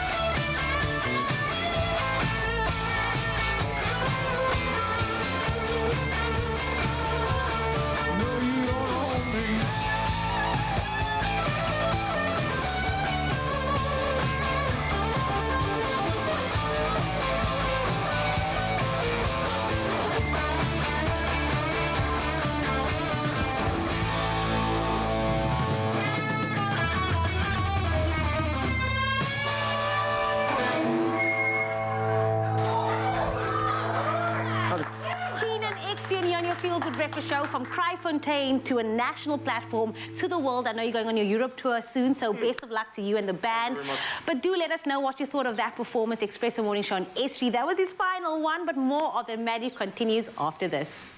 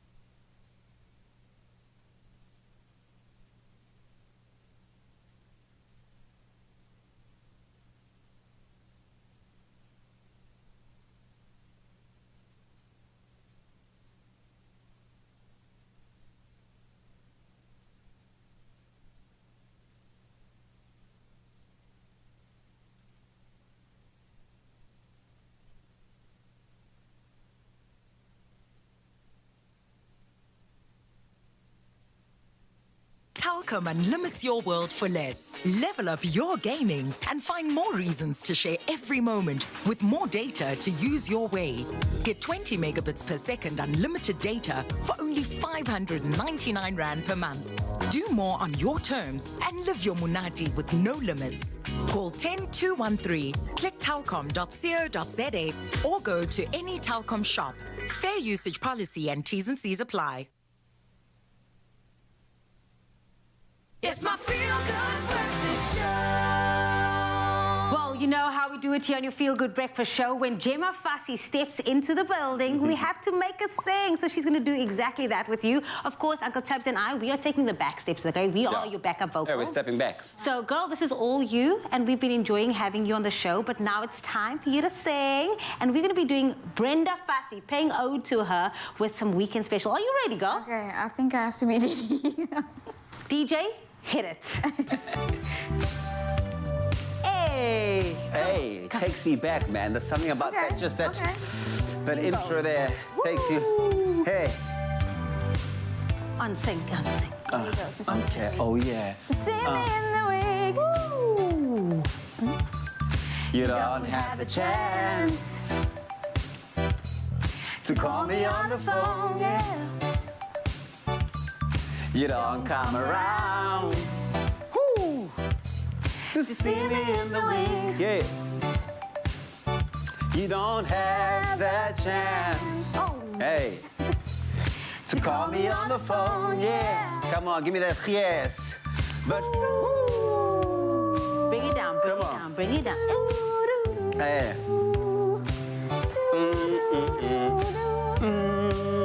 Come on, it's the beat for me. It's a jam. It's a jam. What happens on the weekend? Here we go. But Friday night, yes I know I must be ready for you. Just be ready for you. Friday night, yes I know I must be ready for you. Just be ready for you. On your weekend special. On your weekend special.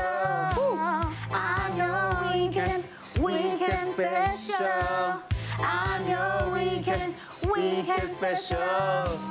On your weekend special. On your weekend special.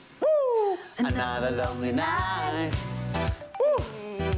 On my own again, yeah. Ooh, how I long for your love. Hey, I need your touch, yes I do. You don't come around. He doesn't? To see me in the wind. Yeah, Gemma, come on. You don't have that chance. You don't have a chance to call me on the phone, yeah. Ooh. But Friday, That's Friday. No, that's Friday. When the Friday come around. Hey. No, there we know. Aye. Come on. Jam down to it. Woo. Come on. But Friday night, yes I know I must be ready for you. Just be ready for you. Friday night, yes I know I must be ready for you. Just be ready for you. Sing with us. I'm your weekend special. I'm your weekend special. I'm your weekend special. I'm your weekend special. Do you have someone like that, Gemma, in your life who doesn't call you during the week and then when it's Friday, they're here? Boom, boom, pinging your phone. No, unfortunately, no. I don't like going to the clubs anymore. It's just not my place, but no, I don't. Yeah, you're Good. gone, girl. Hey, you're Fortunately for me. Fortunately. Gone, girl. We love to see a Gemma Fussy on your Feel Good Breakfast show. Let us know what you thought of that performance. Yeah. I mean, come on. That was the jazz. That was a nice jamming one. Okay, so if your plan sitting at home right now was to judge us for that little performance, please can I add the fact that that was actually recorded like 25 years ago. We are different people A now, lot and we better sing singers. better. A lot better it? singers since then. No, we can sing better now. But it's not about the singing, it's about the art. Zoe, let's talk about art. Look at this, Clayton's Designs. He's in studio, he's been drawing all morning, and as you can see on your screen right now, he started this while we were on camera, and he's busy coloring it in. Unbelievable, despite everything. I mean, I don't even want to mention it, but I think it is so important for someone that was diagnosed at the age of 6 with Asperger's syndrome. He is so talented and only 14 years old. So do go and follow them on social media at Clayton's Designs. They're on Facebook as well as Instagram. And if you do want to purchase some of the cool pieces that they've brought out, whether it's printed canvases, clothing, even some of the pants, the gypsy pants he's wearing, they've got a whole host of things available, so that's all available at Clayton's Designs. Are you done with your character? Yes. Can you show us? That's amazing. Look at that. Aww. How amazing. Nice. Wow. Well done. That is phenomenal. Thank you so much. And all the best with this incredible journey. Thank you. Thank you so much. Well, South Africa, we love you. Thank you for joining us today. We'll see you again tomorrow from 6 a.m. See you tomorrow. Bye-bye. Amazing.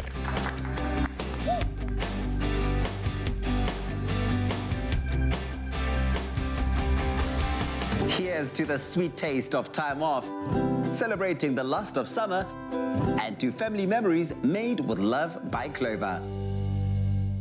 Another feel-good production.